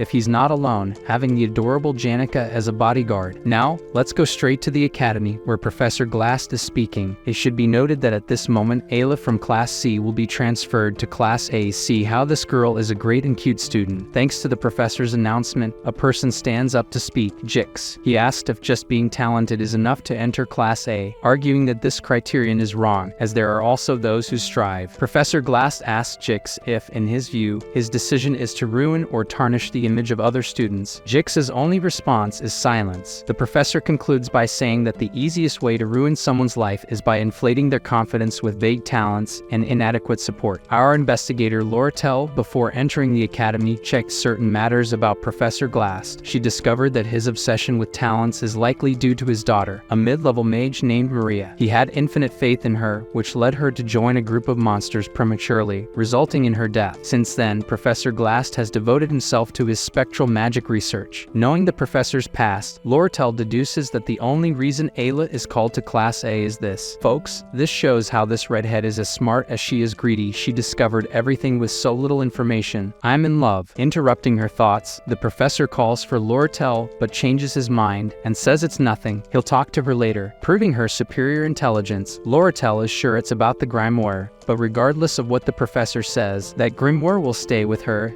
as it's what will give her access to the naked body of a third-rate villain she fell in love with. Let's get to the classes. Ed is thinking about the sealed grimoire that will soon be handed to Lortel and the attack Professor Glass plans during the grimoire handover ceremony. He plans to follow Taylor while he clears the scenarios to save his childhood friend Ayla, and then he'll grab magical engineering recipes in the spiritual library. The items were Glock's Eyes, temporarily increase your proficiency and affinity with mana. Delheim Hourglass, coats all physical states for a few seconds. Although these items don't have the most impressive effects, due to the difficulty of obtaining the materials, they can only be made during this scenario. Therefore, Ed thought, I'll get them all. While he's there, Ed could check or admire Taylor's progress during the scenario. Ed knew well that the scenario where Professor Glass would act would be during the sealed grimoire handover ceremony, so he told Janica that he lost something in the basement and asked for her help to find it. For a moment, he thought Janica would hate the idea, but she got all excited with Ed's request for help. Meanwhile,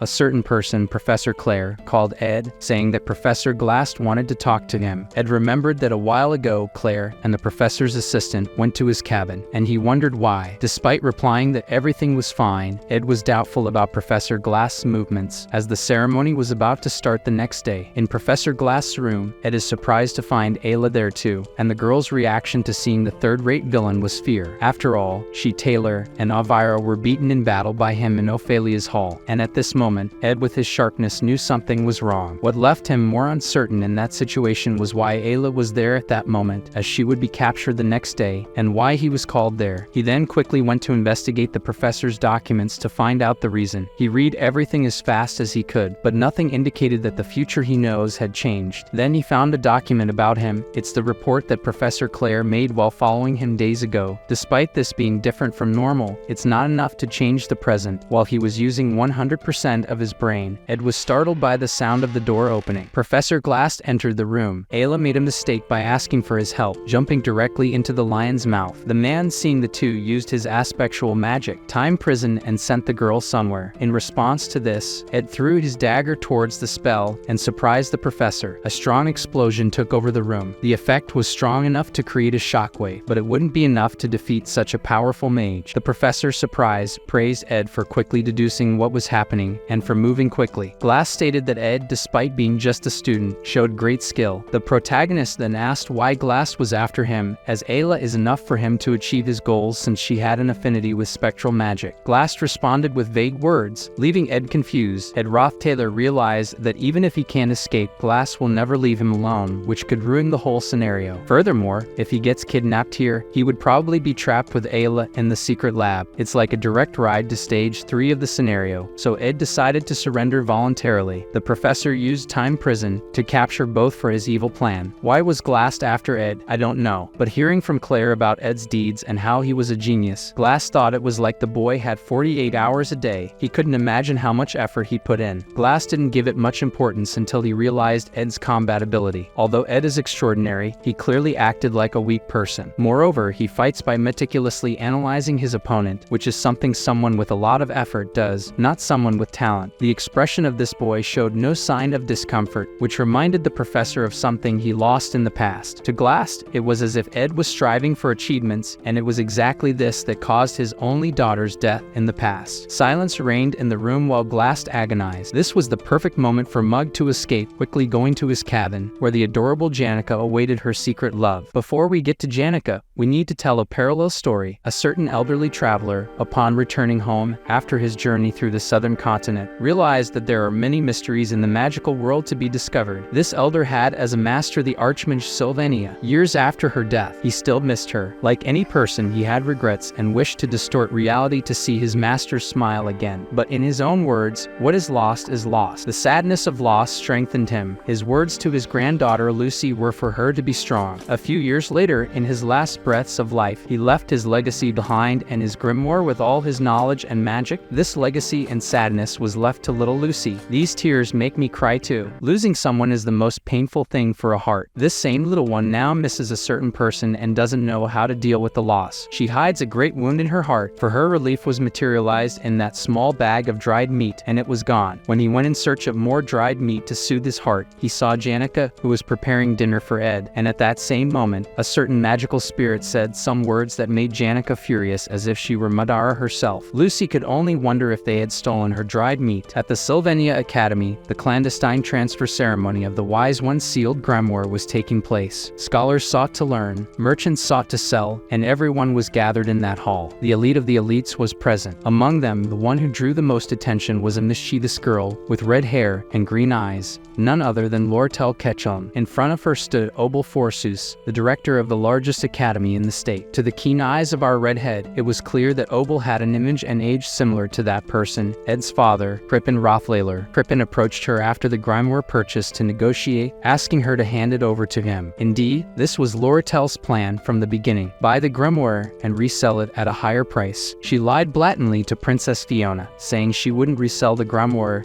if she obtained it, and thus Fiona gave such a high price for the resale to Crippen, who accepted without hesitation. Before leaving, Crippen informed her that his adoptive father had hired a group of mercenaries to go to the academy. This information was not just information but a warning to Lortel. Now, with the sealed grimoire, information about Elt, and a possible exorbitant resale in her hands, all preparations were complete. The book in front of her was the personification of great profit, but the smile on her face was not of happiness for a successful deal but rather a ticket to the heart of her first love, the third-rate villain. Suddenly, a sudden attack and a dense miasma took over the place. Golems appeared in the room, and while the director dealt with them, Lortel realized it was a premeditated attack seeking the grimoire. The concern on Lortel's face was evident as she had just lost her free pass to Ed's beautiful body. Lortel was on the verge of crying over what had happened. Someone appeared, placed their hands on the grimoire, and then used magic to disappear in front of everyone, and that was how she lost something so valuable. And so the final chapter of the second act began with the War of Glass conquest. Up to this point, Ed had been captured. Janica was furious upon discovering this, and Lortel had lost her chance to win over Ed. Let's go to the secret lab, where Ed, whether he likes it or not, is considered the greatest villain of all time, according to Isla. While she screamed and cursed Ed, a mysterious voice asked for silence. It was the researcher Kum, whose beauty was comparable to his cruelty. Kum warned that if Ayla continued to scream, a terrible demon would awaken. He said a few things, but Ed just mocked the man, and the man's bald head got sweaty seeing the captive so calm. Ed was in a tough situation and could only wait for Taylor to come and save his childhood friend. When he passes by the library,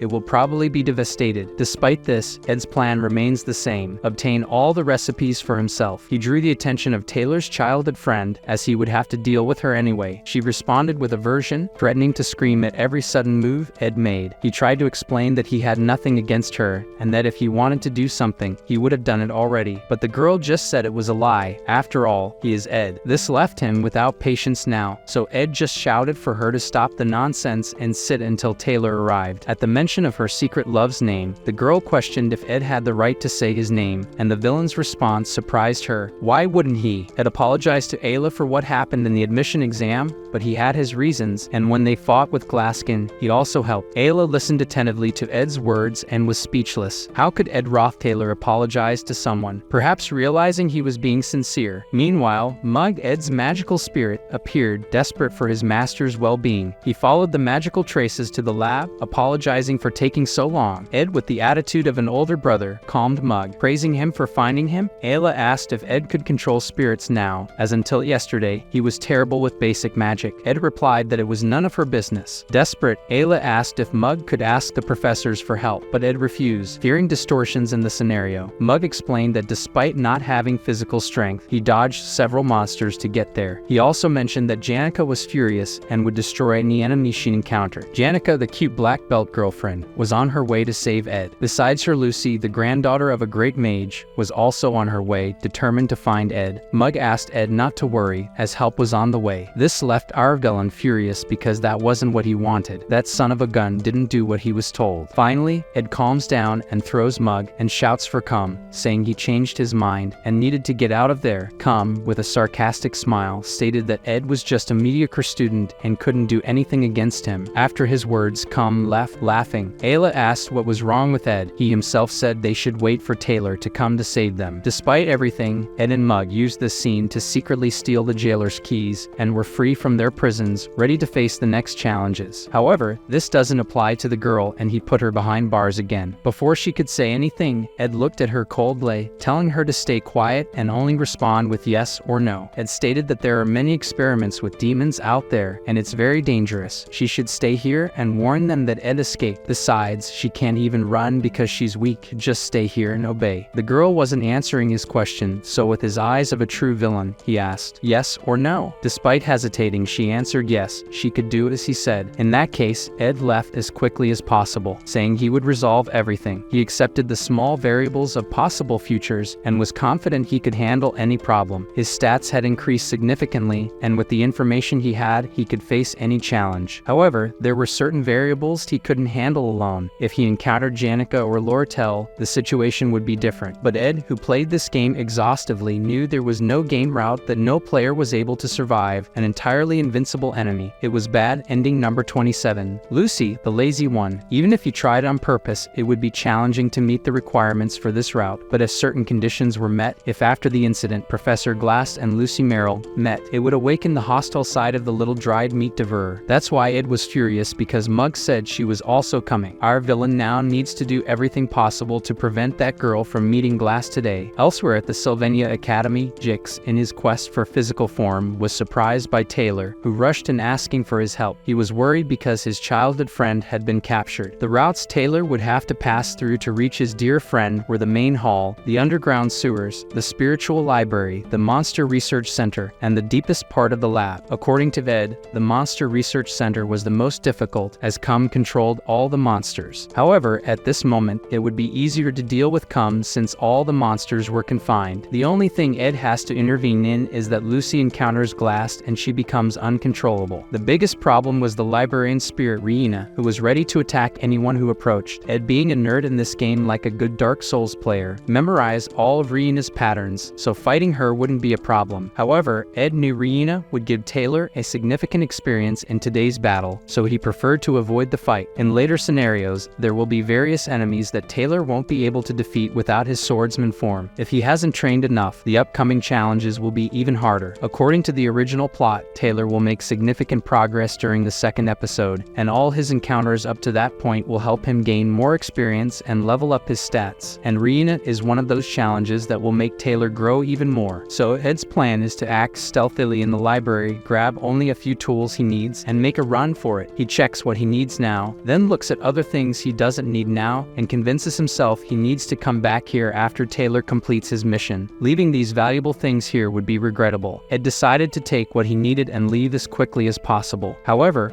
A sudden earthquake made shelves fall, drawing the attention of the spiritual librarian Reina, who noticed the visitors. Ed and Mug were in trouble, but before dealing with that, let's go back 30 minutes before the earthquake. During the attack in the room where the sealed grimoires were being exchanged, Loratel was impatient. She herself told the director that if the sale of the sealed grimoire wasn't discreet, it would ruin the reputation of the Sylvania Academy. It was shameful it had been stolen during a ceremony where all members of the Academy were present. The director promised to take action to recover the grimoire, and no matter what Professor Glass' plan was, it wouldn't succeed. The director's words left Loratel confused. He decided he should tell her the essential facts, mentioning the three main taboos that distort the laws of nature, distorting the flow of time, and challenging human destiny: the quest for immortality, the resurrection of the dead, and time travel. Loratel, surprised, questioned if Glass was trying to perform experiments with resurrection magic. If that were the case, did Director Obel also know about it? The director denied the accusations but claimed to be curious. He mentioned that Sylvania had the habit of saying the most talented propelled the world's progress. Glass' daughter,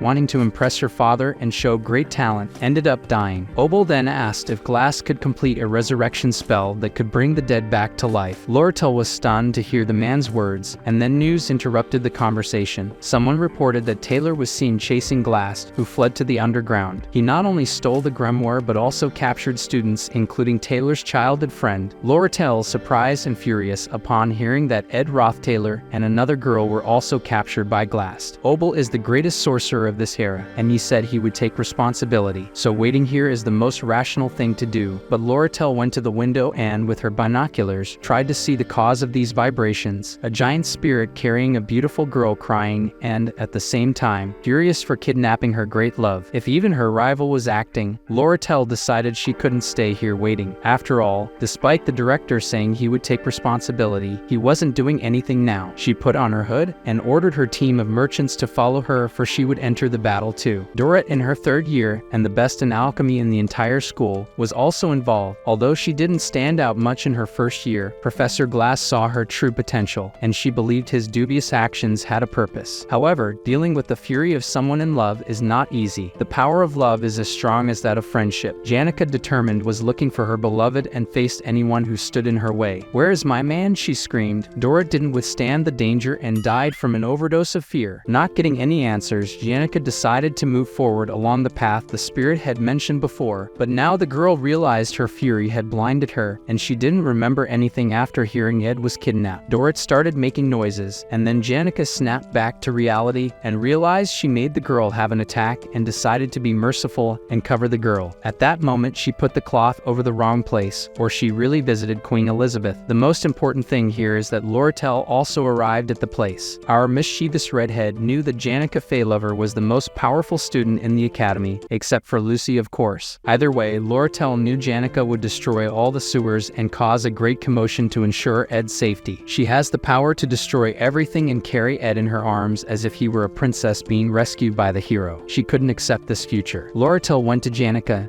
and said she should know Ed had already been rescued. After a battle, he was seriously injured and returned to the camp in the forest. Janica, with her killer instinct, questioned why Loratel was telling these lies to her. She was the first to arrive and knew there hadn't been a battle yet. Despite not being very smart, Janica was very perceptive when it came to Ed, Loratel had to admit. Janica then questioned the little red hood of greed. Why did she bring merchants to a battle? Is this really a smart decision? Janica said she'd asked Lucy for help. That is real help. At that moment, while the two girls had a contest to see who deserved the heart of the villain, Ed Roth Taylor, more, they both agreed that the most important thing was his safety. Each decided to cover one side of the sewers to find the place faster. While this would make them faster, it was also a way to compete to see who would find him first. A race to save and win the heart of the horrible villain who suddenly became a hero and warmed the hearts of both girls. And back to the library was the earthquake that made Ed get discovered, caused by Janica looking for him? No. When he was face to face with Reina, the ceiling was destroyed, and then Lucy entered the place as if she were a lazy comet. Even without trying, she had defeated Reina. Lucy woke up a few minutes ago and just won the race for Ed's heart. She just woke up and already resolved everything because, according to her, she was just bored and came to help our dear Ed. To do this, she crossed the mountains like a missile. Meanwhile, at the Sylvania Academy, the director is asked if he will just stand by and do nothing to stop Glass. He responds that this is a great opportunity for the students to prove their potential. Honestly, what kind of school school is this? It only has useless teachers. This is the easiest job in the world. According to the director, Jix and Taylor have assembled a rescue team for Ayla. Elvira and others have already started to mobilize. The author uses this approach to avoid involving the director of the continent's most famous academy, believing in the students even though the school's treasure has been stolen and the students kidnapped. Lucy, all excited, asks if Ed has any jerky to share. Of course not. The search for jerky didn't go well, so she decides to take another nap. Ed knows that both Janica and Lortel will come for him. Taylor's growth will be sufficient if he overcomes the remaining challenges, since the boss has already been defeated by our little jerky devourer. However, regardless of Taylor's growth, the biggest problem is that if Lucy encounters Glast, everything will collapse. To prevent this, Ed asks her to stay with him, which surprises her of course. Not knowing exactly what to answer, he remembers the encouraging words of the adorable Janica when he was in a coma. He tells Lucy that she is strong and that by her side he will feel safe. Therefore, she should stay with him. While she is looking for jerky,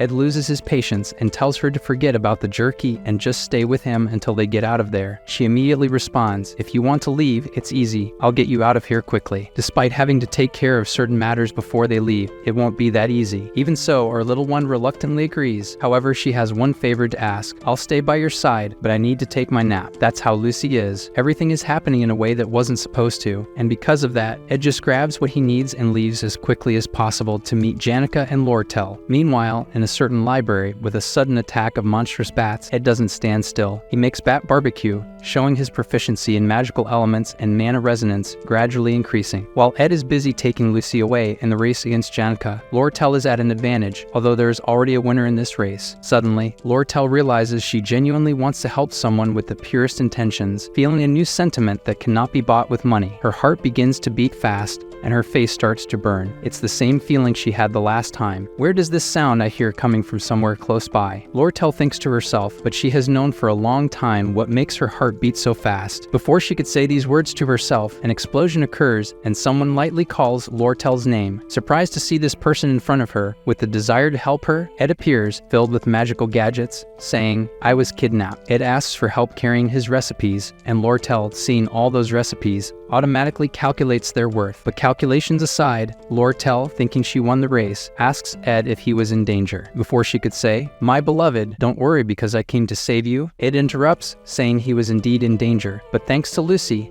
now in her 10th nap on his back, he is safe. For Lortel, already anxious, the competition for Ed's heart now includes Lucy. Lortel thought she had a clear advantage over Janica, being more proactive, even managing to get a kiss from Ed. Despite being so nervous, she thinks about taking control. Ed, with his charm, melts hearts, acts first, and says he is grateful to have her around and asks for her help. Just hearing the words of our villain, expressing gratitude for having her around, makes her as red as her own hair. But to both their surprise, an interruption occurs. A visibly exhausted man arrives to warn of a big problem. Meanwhile, elsewhere, our hero Taylor and his team play their roles. Clayton, always fearful, and Elvira, with a strong temperament, are also making an effort. Taylor meets Elvira and her group and asks for help to save Ayla. A new character enters the scene, a self-proclaimed romantic prophet, smiling as she states they will soon encounter a strong opponent. As she points in the direction of the powerful monster, a large explosion confirms the girl's theory, and a giant monster emerges from the flames. The enemy, however, has already been defeated by Janica, determined to protect her beloved. Jix greets the new ally while the others prepare to fight, knowing she was a major enemy they faced in the past, so they are sure she is an enemy again. However, a misunderstanding occurs. Janica, aware of the situation, knows that Claire is to blame, but resolving this will be complicated because of her past with Taylor's group. Jix tries to calm Taylor, reminding him that the focus is on saving his childhood friend. At that moment,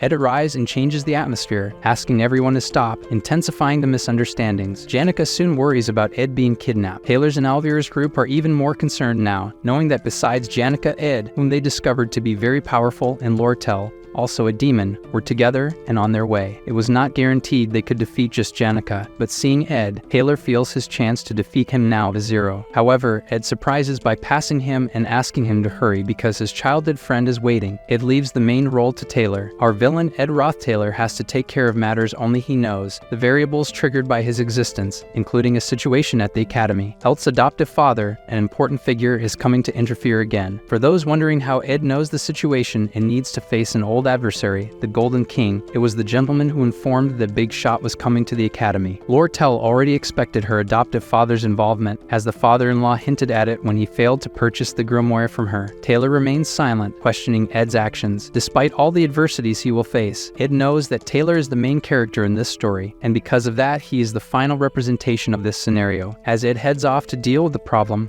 a slight silence overtakes him. After this silence, to Taylor's surprise, Ed, using few words, sincerely wishes him good luck. Even though Taylor doesn't need motivational words from this villain, seeing Ed leave that place somehow affects the protagonist's perception. Folks, please tell me if you like this story, and say which girl our villain should choose. Janica is unsure about what is really happening when suddenly, Ed apologizes, saying they need to hurry and don't have time to explain. Janica shouts with all the strength in her voice that once again, he is going to get hurt. Do they really think they can handle the Golden King Kelchin on their own? These are her words. Janica says she doesn't know all the details, only that Ed was just kidnapped and barely escaped, and with a trembling voice, she says that a few days ago he had a breakdown from overwork and now he's trying to do something dangerous again. With the best intentions, Janica doesn't want to see him hurt once more. Our protagonist knows that this isn't his problem and that it won't be easy to deal with Kelchin. However, he knows that for the mission's success, Lortel will need his and Janica's help. Knowing this, Ed hopes that Lortel can convince Janica to help now, but to his surprise, Lortel's words go against his thoughts. She says that Janica is right and Ed shouldn't be involved in this situation. It would only be selfish on her part. The right thing to do now is to take him to a safe place. On one hand, Ed feels happy to see that both are getting along, but now is not the time for rest, he thinks to himself. He leaves the two girls stunned by saying that helping Lortel is not just business. It's important to him. Janica was on the verge of acting like a captain while questioning the meaning of this. Lortel, hearing this, didn't know how to react. A few seconds later, they resume running towards their goal. Ed says they don't have time to waste now, but he also tries to explain that it's not just business because there's another reason. However, he doesn't know how to explain his true motivation to her. Janica then gets anxious and says she already understands everything. If Lortel loses control of her business, the supply of goods he contracted from her will be lost. So this is a bigger problem than just her business. This motivation seemed great to Ed, so he says she is very smart and understood everything. This calmed the situation between the girls. The scene up to this point is complete chaos. It even talks about Dorit, how heartless Taylor is, and that she even killed her when she passed through here. We all know that the monster that came through here is much more beautiful than Taylor. Janica was so blinded by her anger that she didn't give the girl a chance to defend herself. The real monster here is her, and Janica screams that she is not heartless. Ed then realizes that it was she who ran over the poor girl. How frightening. Finally, they continue moving forward until they see the light at the end of the tunnel, and when they finally emerge, they find bodies strewn about and an unwanted figure waiting for them. To Ed's surprise, his father-in-law was furious with Lortel. He says he taught her very well. The girl left no clues, but it only took threatening the right person to get her information. The man apologizes to Lortel. He couldn't refuse. Ult says that even the fake smile she uses he taught her. That's why it's a shame to have to eliminate her for her betrayal. With a snap of his fingers, the fallen bodies rise as zombies and quickly attack the target. Luckily, our waifu Lortel manages to defend herself from the various attacks, calling her father a coward and challenging him to a fair fight. However, this is the difference between Lortel and her adoptive father. He is a coward, and so our villains and heroes are surrounded by the best mercenaries on the continent, commanded by Lortel's adoptive father himself. Elt says that excluding Lortel, the lives of the others don't matter. They can shoot to kill. He orders the mercenaries to attack, and a horde of arrows heads towards Ed and Janica. However, our villain knows he can count on Janica by his side, and everyone knows this girl is a passionate monster. His confidence is such that he didn't even blink when one of the arrows came very close because he knew that Janica wouldn't allow him to be hit by soldiers. The girl took the lead and only told him to be careful. These people's attacks are dangerous. Ed then thanks the girl for facing the danger with him, but our third-rate villain was observing Elt in the background. That guide is different from the others. A magic he prepared is called Belur's Prejudice, a legendary item that suppresses mana around it for 10 minutes. Ed knows that it costs dozens of gold coins, just like Alvira's potion. Its effect is to dispel all magic when activated. This is dangerous. Although the girls are powerful mages, they cannot face warriors with swords. Is this dangerous? His group consists only of mages. Lortel recognizes the danger and shouts to Ed that Elt was prepared. The protagonist, on the other hand, was still calm in this situation. He even asks the villain what he will do about the academy. How does he plan to handle it when when they find out what happened here. Elthan says it doesn't matter. Dealing with them is better than dying here. Ed knows that Elth should be a third-rate villain like him, who should have been eliminated from the main story a long time ago. The Golden King should only be the villain around Loratel,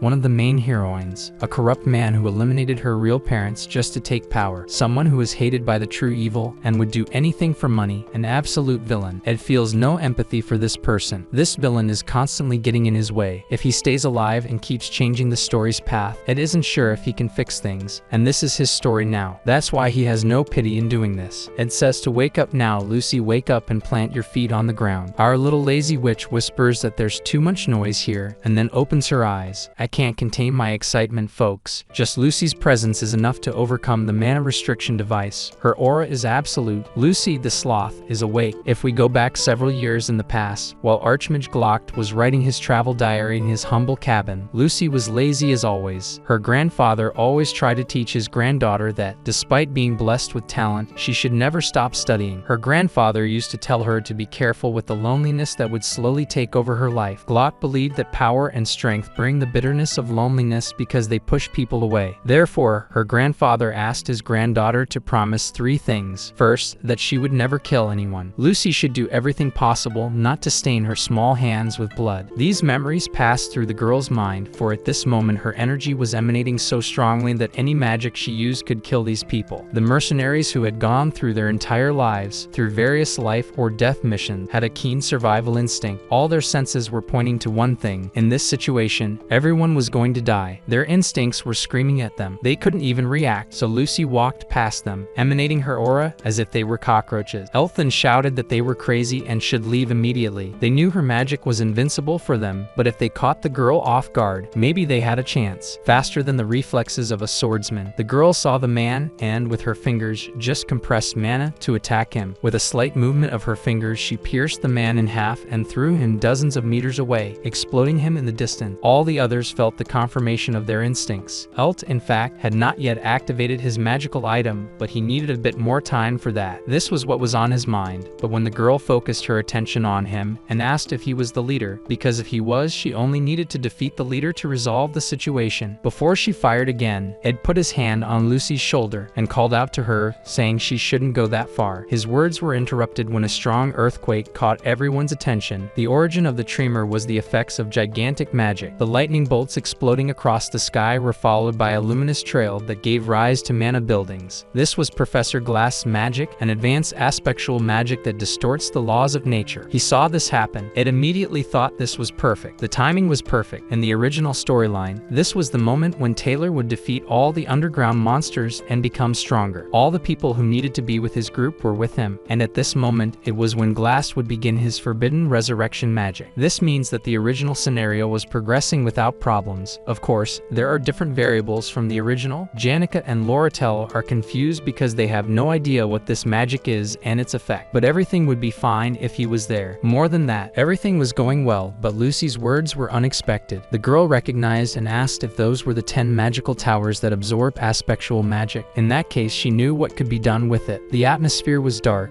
but her face was lit with the possibility of it being resurrection magic. Ed was frozen because this was a big problem. In the original story, Lucy was supposed to wake up only after Glass was defeated by Taylor and his group. The girls slept during the great battle. However, in the route where Lucy woke up during phase 1 of the plan, she went to Professor Glass, confronted him, and the two made a deal. Glass proposed that the person he would resurrect from the dead was not Sylvania, but her disciple, Archmage Glock, and that's how Lucy became an enemy, and this was the bad ending number 27 of the game. Lucy the Sloth was invincible. The best and most addicted players around the world tried to win the route where Lucy became an enemy, but no one ever managed to defeat Lucy, and now our protagonist's plans were just ruined because the girl recognized the magic and was tempted to go to the person responsible for it. While she was thinking about it, Ulti used those seconds to successfully activate the magical item Belleru Prejudice. The legendary item, once activated, drains all the mana around it, leaving everyone around without mana for 10 minutes. This happens to everyone, but the biggest source of mana is the first to be drained. Lucy has her mana drained, and with that, Elt shouts to the soldiers that they have a chance now. All the mages are useless in combat. Seizing the opening,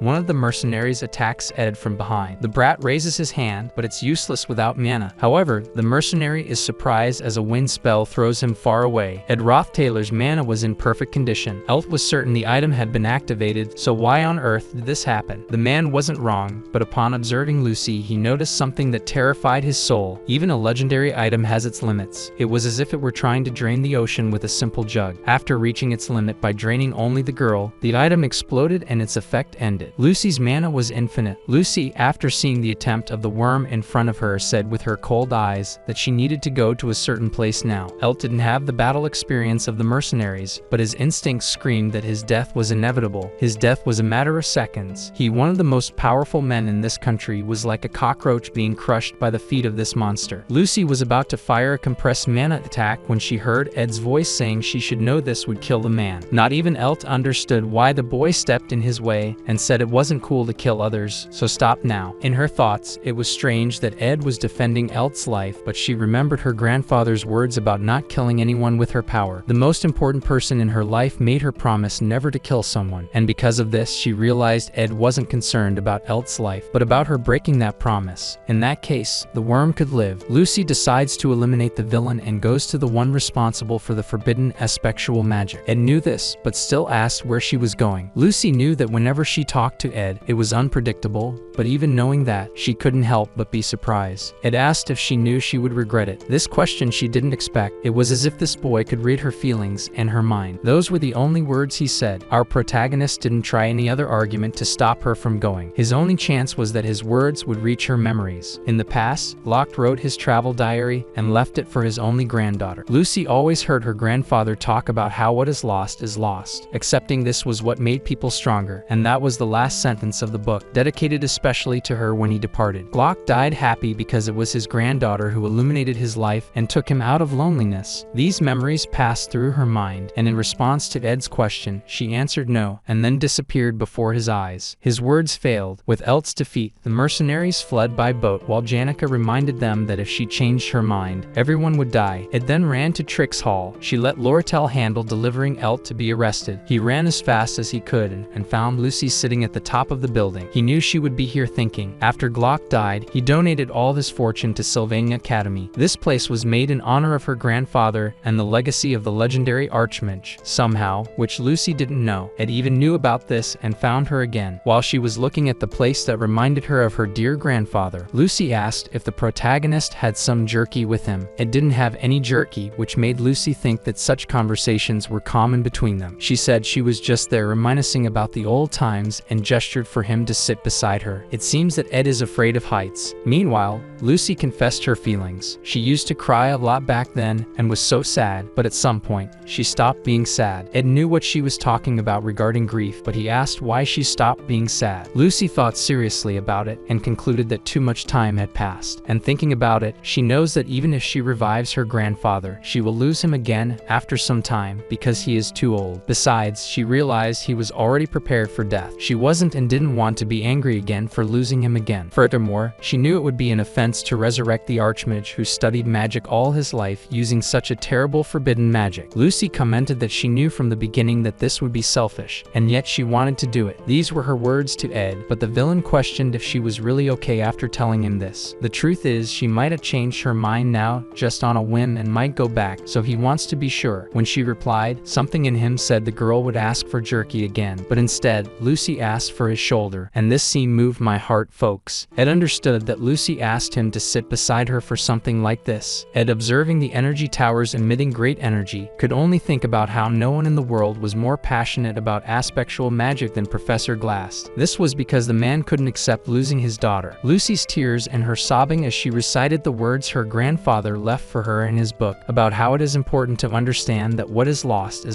were so painful, but she accepted it despite the pain. It tells us that he understands this pain well enough, and so the protagonist sat beside Lucy for a long time while observing Glass magic. For him, the starry sky was bigger than usual, and it was also so beautiful. The magic required a great offering in exchange for such powerful power, and then we see Taylor and his allies who finally reached Glass. Ayla was in the sky ready to offer herself to perform this magic. Glass tried to prevent the students from interrupting interrupting him. And this was also the final phase of episode 2. Glass attacks are very powerful, and seeing his childhood friend in that state left Taylor distracted. So Jix blocked Glass's attack and shouted at him to save his girl before it was too late. This brought Taylor back to reality, and he ran to do so. Glass was motivated, but the man mysteriously blamed his nearsightedness. Because of it, he couldn't see anything without his glasses, and that's why he let Taylor hit him directly. Really, people are complicated. Glass says to himself that the life of a teacher must be boring, always sitting in the lab reading old books, always planning to teach the students. But still, he always saw that the world out there, through his windows, was always changing. People always came to talk to him and ask for his help. A dedicated student, a troublesome teacher. The weather always changed every year out there, and he never saw it. The academy's director, even being so important, also always came to visit him and offer a cup of tea. He used to be surrounded by people seeking his attention, and all those years he only had eyes for his work, which was actually motivated by researching aspectual magic to revive someone. Over time, people disappeared, but the painful memories didn't vanish. So even fatally cut by Taylor, Glass found the strength to continue and activate his magic. Taylor was thrown far away, and his powerful sword broke. Glass had completed his magic for a small time travel. Terrified by what was happening, Taylor's friends protected him and went to him when he was thrown so far to the ground. Alvera and the others were all paralyzed by the effect of the time prison. Jix realized this was magic and quickly shouted for Taylor to avoid it and pulled him out of the trajectory, while he himself was frozen. With that, the boy hung on the edge of the building with his sword and wasn't affected by the aspectual magic. Glass saw this and, with his sad look, admitted that his vision sometimes gets bad because of the nearsightedness. But he also said to himself that it was because in the darkness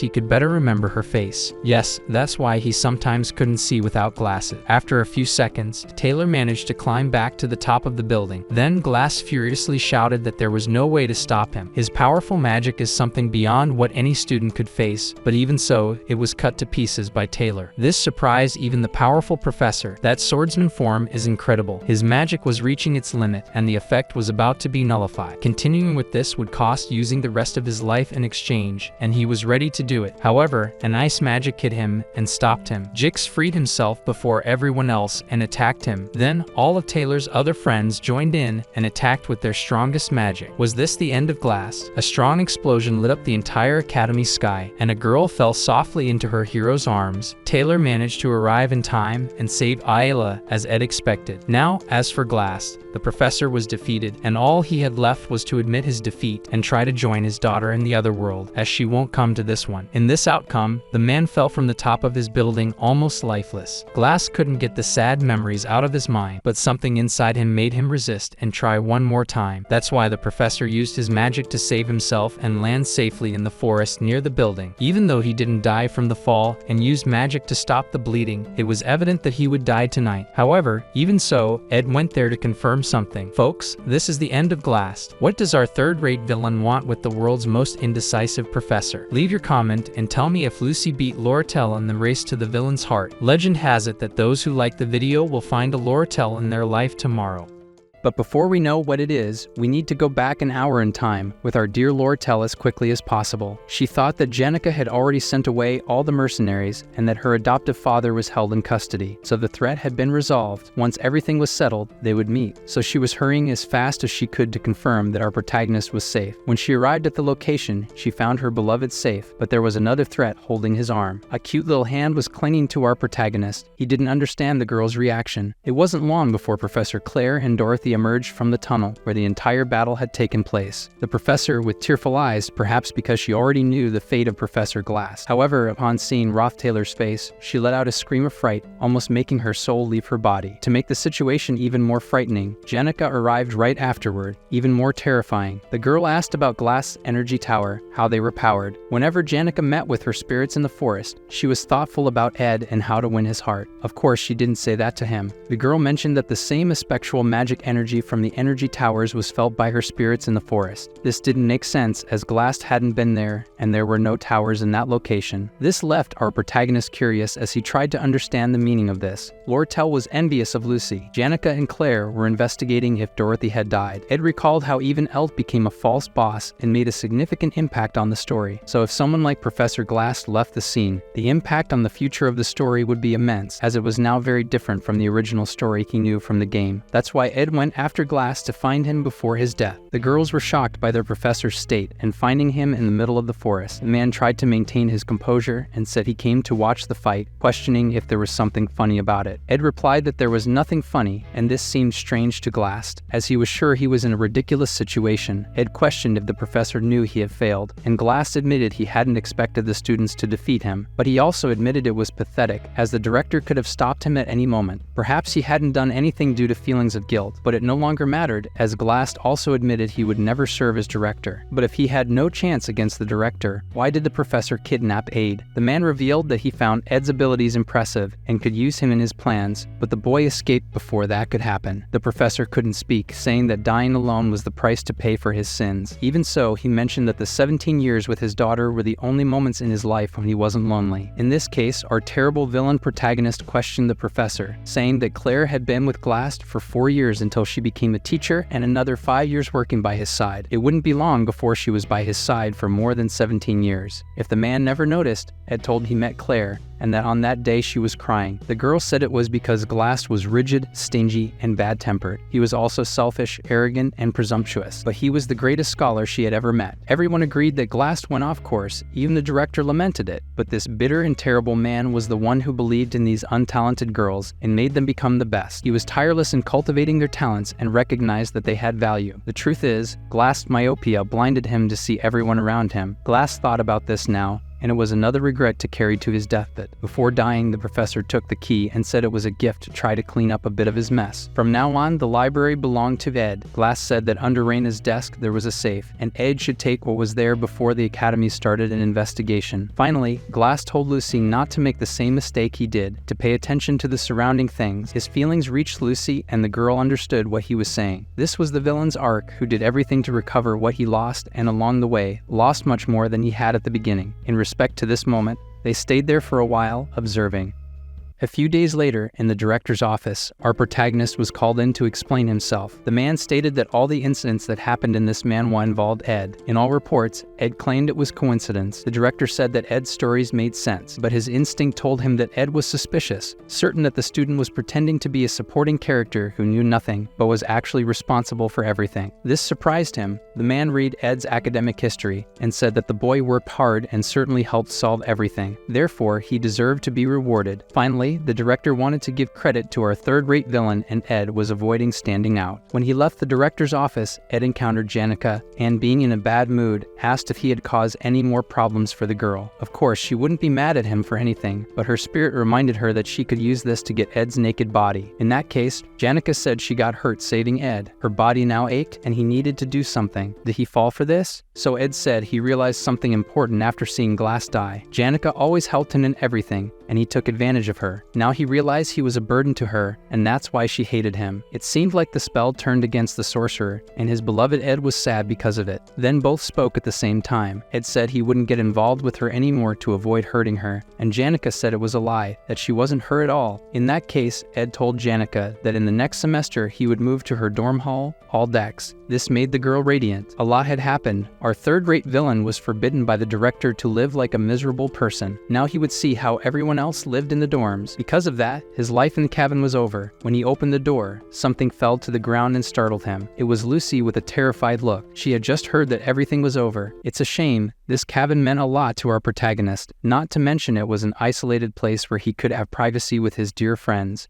Returning to the script, Lucy became so sad after hearing this for some reason, and you'll see why now. A few minutes earlier, Lucy was having a dream. She was walking through the forest and then found the cabin where she lived in her childhood. Upon entering, she found an old man sitting in the chair just like her grandfather used to. However, it wasn't exactly the same. The place was old and dirty, and the man sitting there was a skeleton who screamed, asking why Lucy didn't save him. In her dream, she was a child, but she opened her eyes and woke up from the nightmare. She is even more beautiful now. Her maid came to check on her, but this fancy and comfortable place wasn't where she liked to stay. Lucy used a high-rank spell, and in seconds, she was in the middle of the forest with incredible magic. It's in this place that she feels comfortable. At that moment, Ed was approaching, as we saw before. Seeing this, the girl felt relief throughout her body and mind. Could this be happiness? When the girl thought about this, she heard Ed say that her life at this camp was over. And then, at that moment, our cute supreme mage lost control and fell like a stone. She went crazy over it, and our protagonist decided that the best thing thing to do was to ignore her, so he went inside the cabin. Sometime later, the protagonist was attending a class at the academy. The teacher was so handsome that the female students couldn't help but smile at his jokes. This was for the girls, and perhaps that's why our villain's grades were low in this subject. When the class ended, the handsome professor asked Ed to come to his office. After a while, he offered our protagonist an opportunity to reduce his school tuition in exchange for helping with academic tasks. The professor insisted that this would be great for Ed. The main task was to assist Professor Claire, who was struggling after taking over Professor Glass's responsibilities. The professor told Ed to be careful not to scare the freshmen. Hearing about the freshmen, Ed wondered if that guy was going to enter the academy now. Well, we don't know who he was talking about. Soon after, we move on to someone who pleases my eyes. Lortel was analyzing the grimoire she had worked so hard to obtain. The girl was considering whether to resell it to Crepin or not. But when she thought about how Ed had insisted so much that it not fall into Crepin's hands, she couldn't do it. It's complicated, something so expensive that she can't sell or use. She just has to keep it away from that guy. Thinking more about it, she remembered that with this document, she could ask him for anything. This was her goal with it. It's the bargaining chip to have Ed for herself. The beautiful girl was signing up for the special winter classes, while thinking that everyone gets very busy at the end of the semester. Maybe Ed doesn't have any free time now, and for some reason, Lortel said that her pen breaking gave her a bad feeling. We return to our villain's cabin before he moves out. The girl questioned why he wasn't taking care of this camp as much now. If he doesn't collect more firewood, there will be a shortage in the winter. This was clearly her trying to convince him not to move. And Ed isn't that foolish, but before he could say anything, someone shouted his name. We can't deny that our protagonist is a lucky bastard. The most beautiful girls are always after him. Janica said the afternoon class was canceled, so she had some free time. She ignored Lucy and sat next to him, saying she needed to spend as much time with Ed as possible before the winter break started. Lucy didn't stay listening to the extroverted girl talking nonstop and didn't like it one bit. Janica couldn't wait for Ed to move into her dormitory next semester. Ed wanted to open the safe that Glass had mentioned, but Janica threw a form over it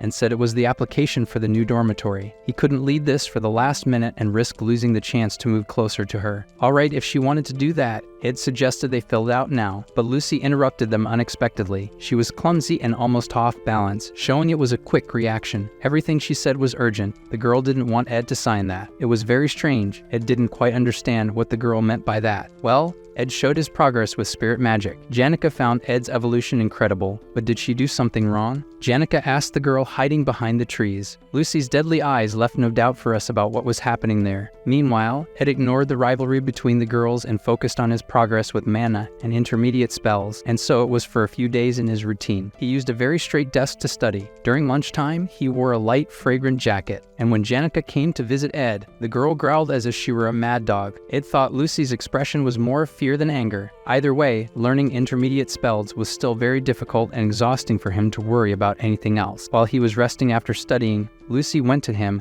and asked where he was going when she left today. While he needed to go somewhere, he said this while staring at the key, so we know what that means. But he also needed to collect more firewood, or it would run out for Lucy in winter, so he could wait for now. The girl looked him in the eyes for a moment while thinking and then said, "Let's go there together then. Tell me, would you resist that cute face?" Of course, Ed couldn't. After some time, they improvised a descent from the roof, using a rope tied to a tree. Ed was heading to the library when he asked what Lucy was doing there. She simply replied that they could have descended together using her magic. Upon reaching the ground, Ed was already inside the abandoned library. He explained that he needed to see if he could descend alone, which is why he declined the help. Looking around, Ed found several interesting items he wanted to take, but there were too many to carry all at once. The most important thing was to find the safe that the professor had mentioned. The safe was exactly where the professor had said. When he inserted the key and opened the lock, an intense light emerged, throwing Ed backward. When the brightness diminished, what he saw surprised him so much that the author chose to leave us curious, not revealing immediately what it was. We then see Ed climbing back to the surface, declining help once again. He was determined to do this by his own efforts, with Lucy merely as company. Curious, she asked what he had found. Legendary level magical items. Glass's golden phoenix ring, he replied. It distorts the timeline,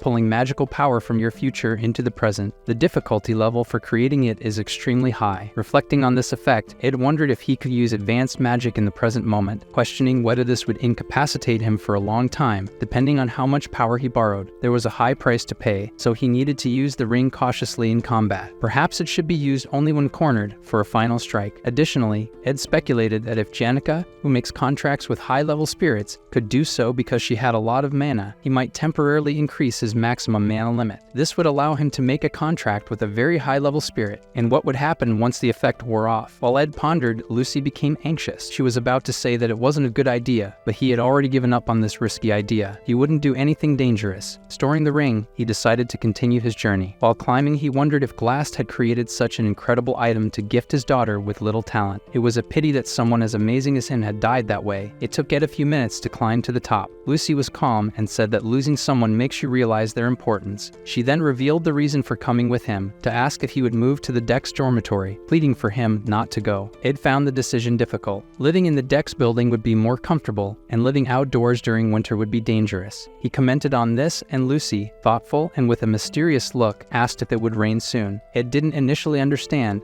as it wasn't the rainy season, but Lucy always had a good sense for predicting the weather. Then, as if it were snow, the heavy winter began. Ed mentioned to Lucy that he had been so busy lately that he hadn't managed to gather enough firewood for the winter. He wouldn't manage alone, so perhaps she could help him. Lucy jumped into his arms, hugging him so tightly that they both fell to the ground. She repeatedly asked if he was serious. Ed confirmed that he had already gotten used to living in the camp. If conditions improved, it wouldn't fall short of comfort compared to the dormitory. It was a big yes, clearly because of her. Lucy then jumped on him again without saying anything more. As Ed closed his eyes, he began to imagine how the second act of this story had ended and the various conflicts that would be intensified with the start of the third act. The rivalry between Princess Funia and Lortel for the position of student council president, the new characters and important enemies who would enter the academy as freshmen, and also that person at the end of the third act with unimaginable power, Lucy Merrill, thinking that the terrifying and invincible monster that no player in the game managed to defeat was lying on top of him. Making that expression, Ed was certain that they would both survive. He had never seen Lucy make that face in any game route, and seeing her beautiful face, he felt that everything would be alright. Then the great winter arrived, and there was our protagonist Ed, clearing the land with a shovel. He decided to focus on training, avoiding overloading himself with daily tasks. However, now he needs to take care of the cabin and still fulfill his duties as a scholar at the academy in the afternoons. It's necessary to cut firewood quickly and preserve meat to better prepare for the winter. Ed gave up the dormitory to get a bigger discount on his tuition, which resulted in another consequence. Now that girl is sleeping in his bed every day. He stopped letting her sleep outside. For him, it's just a matter of consideration given the severity of the cold, but we know there's more to it than that. With everything sorted out, Ed decides to take a bit of a risk. He goes outside and takes out his ring to test it. Upon activating it, something intensely hot emanates from the ring. Then he asks if someone named Rorilda is listening. The next day arrives, and the academy is covered in snow. In the intense cold, a popular spot is the candy store, which serves the most luxurious treats in the region. There, Janica is enjoying a cup of tea. Among her friends, a rumor is circulating that she is interested in Ed Roththaler. They ask if it's true that she is in love with him. Janica doesn't deny it. She asks how they know,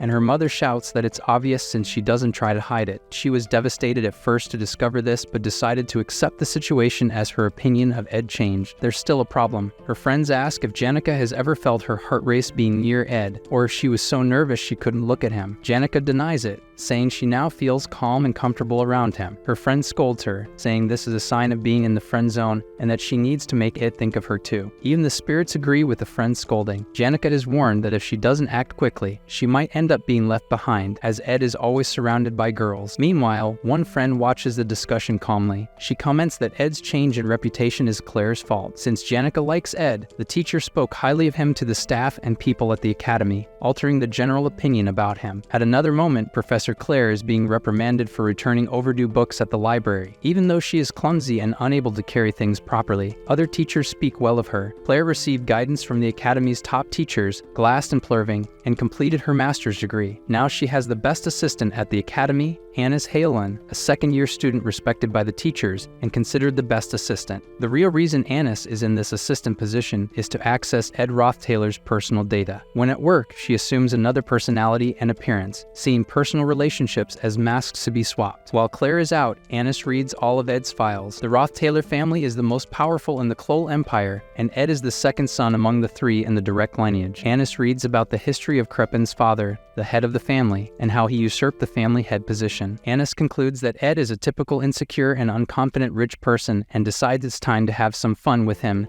now that she knows everything about him. The professor returned to the room earlier than expected and brought snacks for them to work. The black tea that Anis had prepared was accidentally spilled by Claire, who didn't even notice. This professor really is a hopeless klutz. Claire knows that Anis usually gets furious when this happens, but for the first time, it's different. The girl let her hair down and was glowing. Perhaps Claire has now awakened some forbidden feelings. Now we shift back to our protagonist, and soon you'll understand how all these things connect. Ed went to pick up his freshly laundered clothes from the head maid of the academy. The woman mentioned finding many blonde hairs on Lucy's clothes when she washed them. Now she also noticed many white hairs on Ed's clothes. Should she be concerned about this? Moreover, the maid wanted to know why Ed still speaks to her so formally. Our protagonist replied that he prefers it that way because it's more comfortable. The girl insisted that it's more comfortable for her without formalities. Well, Ed repeated that it's more comfortable for him with formalities. Ed understands that the head maid's position is a high-ranking one at the academy, and he can't be seen talking to her informally. But she kept insisting in a strange way, and even he couldn't figure out this girl. So he'll continue with formalities. That's her problem. Ed also mentioned that Belle has many people to take care of and shouldn't worry about such things. However, Belle pointed out that Ed has even more people to look after than she does. He knows that in some way, this is about those girls. Finally, Belle told the protagonist not to worry about everything and to come to her if he needed anything washed. Now that the Ophelis Academy is ready to welcome new freshmen, she mentioned the 7 new students, one of whom was already moving into the dormitory. That person was Tanya Roth-Taylor, Ed's little sister. These holidays are sure to be complicated for him. When the protagonist returned to his humble home in the middle of the forest, his friend Jix was there, training. Meanwhile, Ed continued studying intermediate magic, focusing on mastering it as quickly as possible and catching up with the other third-year students. Jix commented that he couldn't sense even a drop of mana in Ed, asking if he had trained until exhaustion again. He then checked Ed's temperature and said he had a slight fever, questioning whether he was really feeling okay. The truth is, our protagonist is at his limit once again. From what was said, he's been using the ring to access his future mana multiple times. It mentioned that he had his reasons for pushing himself so hard. He thinks that Jix's greatest quality is his coldness. When Ed says he has his reasons for doing something, the boy accepts it and moves on. However, when Jix mentioned that Isla had asked about him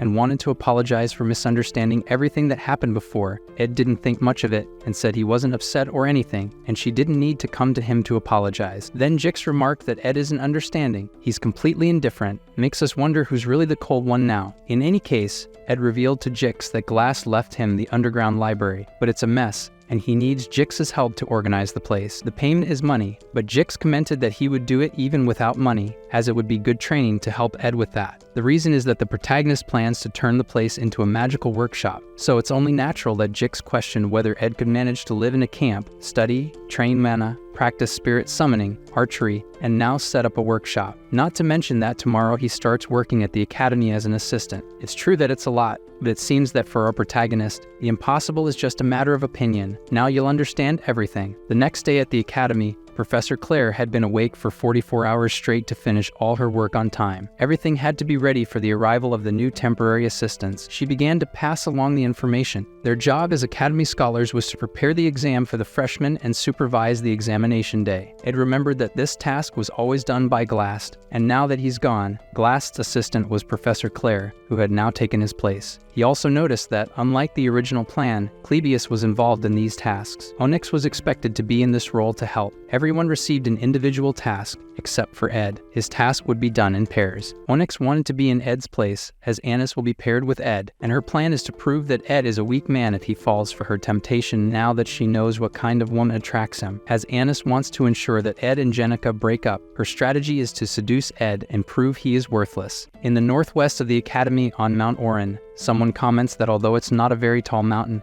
it is still a mountain. There are several dangers in this area at this time of year. This person is Anis. She was pretending to be fragile and delicate to gain Ed's attention. He asked if she wanted to stop to rest a bit, and she, quite sweetly, said yes and thanked him. Anis took the opportunity to compliment Ed, saying there was a big misunderstanding about him. She mentioned that Jenica is a great friend of hers, and that everyone was worried about Jenica getting involved with a bad guy. However, after getting to know him better, Anis feels she was mistaken and apologized. apologizes again. Of course, these words were meant to break down Ed's defenses, but he remained indifferent and said he didn't care. Our protagonist suggested that Anis might be tired, considering how much she works as the chief assistant alone. Naturally, the girl replied that everything is much better with Ed around. She then took his arm and placed it near the softest places in the world. Any normal person would have a strong reaction to this, but Ed remained cold, like a true Sigma, I'd say. Anis continued her speech, saying it was similar to Ed. She talked about how her family collapsed while she was at the academy, how they went bankrupt, and how she endured everything alone. All this strong, independent, yet delicate girl pose only made Ed more suspicious. He had played this game before and knew that Anis' true personality was much colder and more pragmatic. This emotional and kind version didn't match what he knew. The truth was, Anis was imitating Janica. She pretended to trip to fall into Ed's arms. She said she tripped over a stone, but the protagonist looked around and asked, "What stone?" Anis feigned feeling warm, not understanding why. All her acting was washed with suspicion by our protagonist. Then finally, the girl asked Ed to wait a moment while she checked something. Anis moved away and started thinking about everything she had done so far. She acted as someone who had endured difficulties and overcome them, generating empathy. She also posed as someone competent, yet fragile, giving the impression of needing protection. She mixed a cute demeanor with notable intelligence and used subtle physical contact to spark his interest. Anyway, Anis thought that she wasn't expecting this, but Ed's physique was better than she imagined. He pretends to be proper, but is quite muscular. She also thought he was a pampered kid, incapable, but he is actually quite competent. Now in her eyes, Ed is not only capable but also much more handsome than any K-pop idol. As she thought about these traits, Anis blushed, but soon her eyes sharpened again. She decided that Ed might have won many girls around him, but she is different and will ensure that Ed Rothtailor is exposed. While waiting for the girl, Ed stopped at the top of the mountain, admiring the beautiful view of the place. He thought to himself that the view from there is impressive. Anyone would forget their problems while seeing this landscape, but for him, with such big problems, this doesn't happen. Tanya Rothtailor is his major problem at the moment. In the game, she is known as the noble villain. This is the best way to describe her. Tanya is the daughter of a duke and a master of politics. Her ability to manipulate is instinctive. In the game, she sought to be the first president of the student council even in her first year at the academy, being the first in history to achieve such a feat. Soon, Tanya will start influencing others to gain power. It also remembers that Belle mentioned she arrived at the dormitory before the other freshmen, probably to gain as much support as possible before the semester starts. Ed thought he could prepare to deal with this girl, but the truth is he doesn't know anything about her. He has no idea how Tanya will treat him. The reason for this is that he doesn't even know himself. Ed Rothtailor was a minor character in the game, appearing briefly in the story and was defeated. Although he played quite a bit, he knows nothing about his own character, so he doesn't know how Tanya will react. But soon we see her calling someone trash. I think you can guess who that is. Then we get to know Tanya's thoughts. She arrived at the academy knowing that here is the princess of the Klol Empire, the leader of the amazing elf company, a brilliant spiritualist, a great alchemist who, even as a student, is legendary, and even a weird train, which is actually Jix, before becoming a true human. But the most impressive person at the academy is the prodigy said to have received the blessing of the supreme archmage Glock. Thus, Tanya arrives at the academy eager to meet these incredible people, and hating her older brother, Ed Rothtailor. On the first day she arrived, she was warmly received and already had a scheduled appointment. Tanya says that her first goal at this amazing academy is to eliminate the family shame. Ed Rothtailor, that trash. To achieve this, she had informed her father before going to the academy about her goal. Her father agreed and supported Tanya's desire to remove Ed from the academy. You know the reason her father wants this. Tanya is proud and determined to meet her father's expectations. Although they are arrogant nobles, her father informed her that she should not rely on her nobility in this place. Even the kingdom's princess respects those around her. Tanya must be courteous to everyone and respect anyone around her. Tanya's first meeting to dethrone Ed was with a certain person. The strategy she used to generate empathy was to speak ill of someone people already disliked. She spoke ill of someone she had known since childhood, someone she grew up with. She revealed how that arrogant, useless guy was also vulgar and incompetent. She exposed all his flaws while our protagonist was quietly at home studying. Now notice, Tanya had her tea while speaking ill of Ed, and by doing so, made someone very angry. Even Tanya realized this. After talking so much and finishing her tea, she noticed she was speaking alone, with no response. Even following her father's teachings for negotiation, why was this girl so angry? Tanya felt her soul was being threatened. Lortel's gaze was burning her soul. It was as if she was being crushed by a snake. Her presence was terrifying. Are you angry about something? See, Lortel said she had no reason to be angry. In fact, this conversation was quite interesting. Reputation burning tutorial. Part 1. Speak ill of Loratel's love. The good thing is that it's not about Janica, otherwise she would have killed the girl. So we return to our protagonist as he reviewed his list of goals for the vacation. The first step was underway. He managed to obtain 2 important books from the secret library to which he has access, Focused Explosion and Primordial Wind. He sat down and thought about how practical it was to have access to books without a return deadline. Then he returned home and tried to light his campfire, but realized he didn't have enough mana to do so due to what he had done earlier.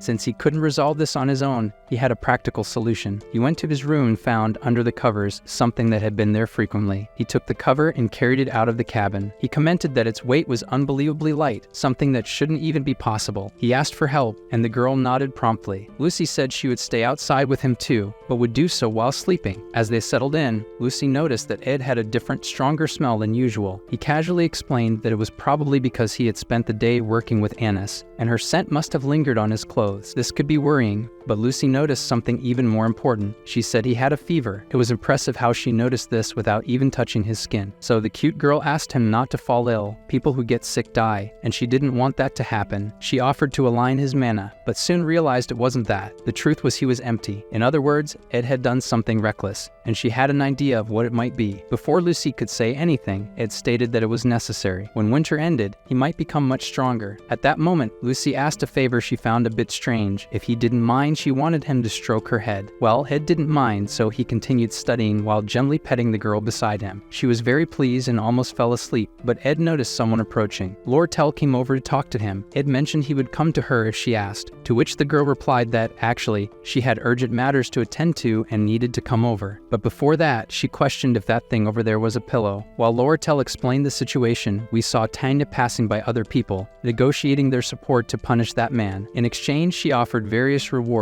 as her family was powerful and influential. Someone nearby overheard the negotiation. Jix approached and asked if she was Tanya Rothtaylor. The person before her was strong, with sharp eyes that seemed to see his intense mana, and an incredibly trained body. Clearly, she needed to have him on her side. Jix, with a deadly look, asked if she was Senpei's sister. The girl answered yes, already apprehensive. This boy was very threatening, but suddenly, his expression changed. He became smiling and told his friend to see that girl, Senpei's little sister. He handed her some tools, mentioning they would be useful in first-year classes. And he didn't stop there. He asked his friend if there were more tools that could be useful, piling them onto the girl until she carried 10 kilograms of equipment. Jix remarked that siblings always have a complicated relationship, so he would help her with Ed. He bid farewell, saying it was a pleasure to meet Senpei's sister, and left. The girl could barely hold such weight, falling to the ground, once again bewildered by the situation. Why did these people seem to respect that trash so much? Now we see Professor Claire's room. She was exhausted after so many hours of work, but at least succeeded in her task. Annis had also been sleepless for 2 days, helping, but she seemed perfect. Annis commented that they had to review all the papers from Clebius and Onyx, as neither of them had done their work correctly and needed revisions. But Ed Rothtaylor's papers were different. There was nothing wrong with them. She had been by his side the whole time as he made observations and decisions. The truth was he was excellent, and she would be lying if she denied that. In the end, he wasn't just a spoiled rich kid. As she thought about Ed, the professor approached and asked how their experience together was. Claire said they should be similar and shared a secret with her assistant. Under certain circumstances,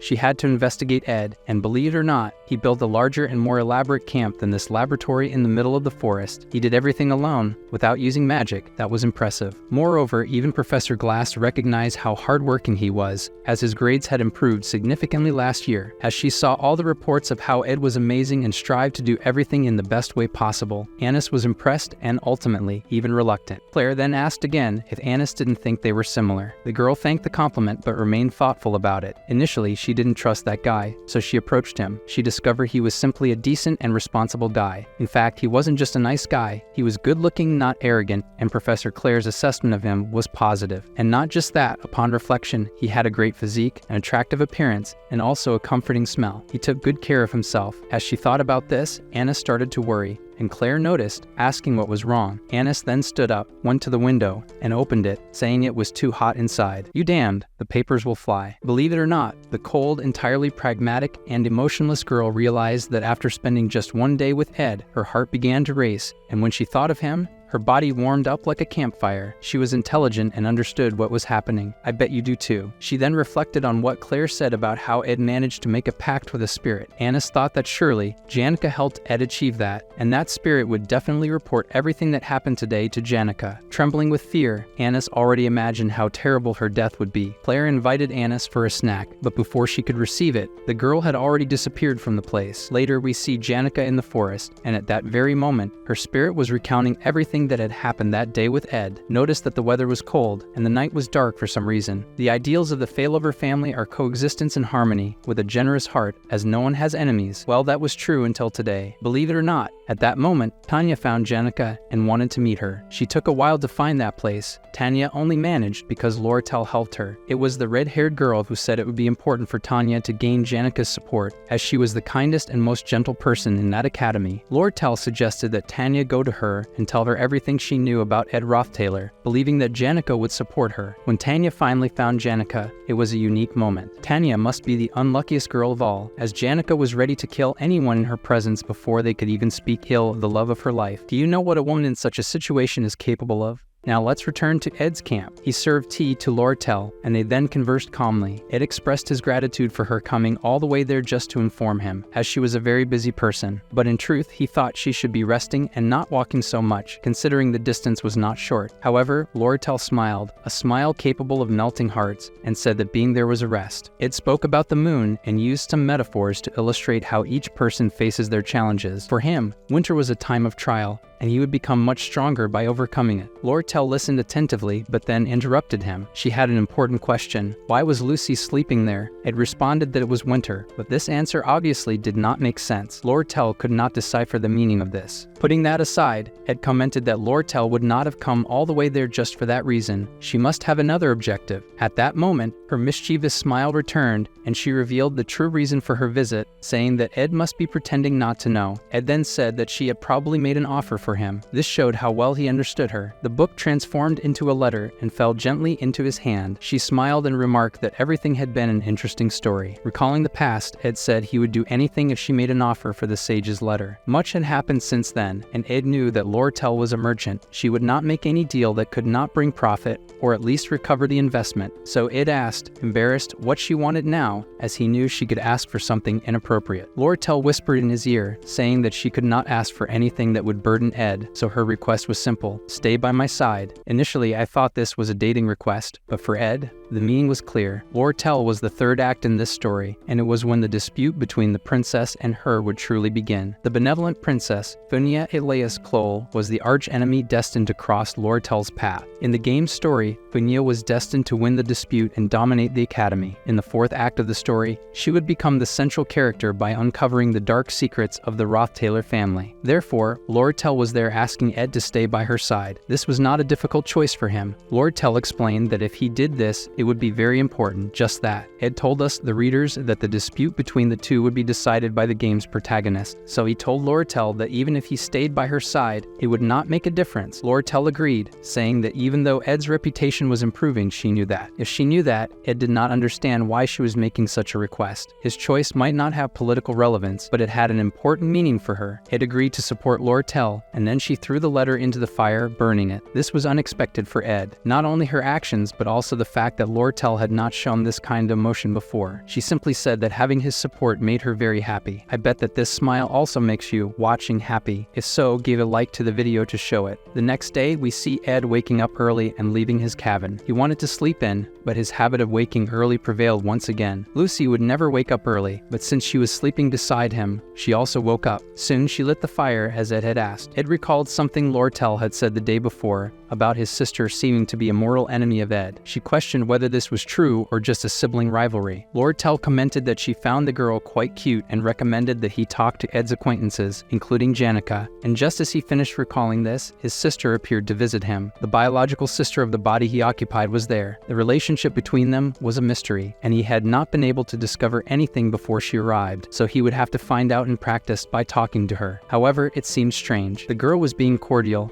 and Ed noticed this, as he he knew this character but did not know her opinion about her brother. In fact, it was easy to see from her face that she was scared. Ed then began to understand. He thought that while his body lived in the family mansion, he was normal and not a terrible person. He was very happy to discover this, but the girl's fearful reaction did not match this idea. The truth was that Ed Rothtailor was the worst kind of person she had ever met. When they lived together, he was capable of humiliating those around him without any reason, just to satisfy his selfish desires. At that time, the girl pretended not to see what her brother did to avoid attracting his wrath, as how could she oppose her older brother, who was capable of trampling on people, literally? He was the worst of all, and no one should go through that. Still, she could not always contain herself and sometimes confronted his actions, shouting at him to stop because she could not bear to see it. But even in those moments, her brother managed to show some empathy. For the real Ed, people were merely tools, and he always told his sister this: if she did not learn to treat people that way, she would be nobody in the future. That bastard was indeed a third-rate villain and did not deserve to have the same body as our dear protagonist. To Tanya's surprise, Ed received the gift she brought with a smile on his face. His actions did not match her memories, as that bastard would never thank anyone for a gift. Ed asked her to wait while he fetched something. One strange thing was that a girl was sleeping there, and Tanya did not recognize who she was. Ed came back with 2 mugs of hot drink for them. Tanya was shy and scared, but still said that she had met Ed's friends before coming. It confirmed that there were a few people, perhaps Jix and Janica. The mention of Janica's name aloud left both his sister and the staff stunned, perhaps traumatized. Tanya started praising all of them desperately, especially Janica, saying she was amazing and that her spirit of fire was terrifying. No, wait, I didn't mean that. The spirit of fire didn't even show up. I meant to say that Janica is kind and never attacked or threatened me when I talked about Ed. Despite trying to deceive herself, it was clear that Ed understood the truth now. The Tanya he knew was not this shy, and she had definitely badmouthed him to Janica. That was why she was so scared. Our protagonist decided to confront the dark past at his body and apologize to Tanya. Ed said he was facing the punishment for his sins and striving to change. He admitted that he was pathetic during the time they lived together and could not fix things with her, so he apologized for everything. But now he had changed. In fact, he heard that she intended to run for the student council. If that was true, he would support her decision. This was Ed's attempt to improve his relationship with his sister a bit, but it seemed that this did not work. The girl was getting closer to going mad in that place. Tanya could not believe that the demon had changed. Later, she returned to her dormitory, exhausted from encountering so many crazy people. It was true that she had badmouthed aid to Janica, and Janica had been furious, and that anger was genuine. Tanya could not understand how the Sylvania Academy, full of geniuses in every field, was deceived by him. Her only hope was that the brightest and most brilliant student in history, the mage Lucy Merrill, had not been deceived. When Tanya was opening the door to her luxury room, she saw someone by her side. It was the beggar from before. She discovered they were roommates. But this was strange, as that area was reserved for the wealthiest elite. The poorly dressed and short girl approached and was kind, saying that if Tanya needed anything, she just had to ask. After that, the girl entered her room. The question of why that poorly dressed girl was there was soon clarified. That golden plaque could only be used by the best geniuses of the academy, and it said Lucy Merrill. Tanya just discovered that all the most incredible girls at the academy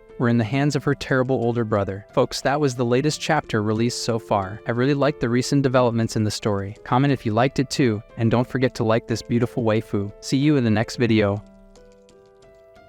Thank you for watching. Don't forget to subscribe to the channel so you don't miss out on upcoming videos. Leave a like if you enjoyed it and share with your friends. See you in the next video. Bye for now.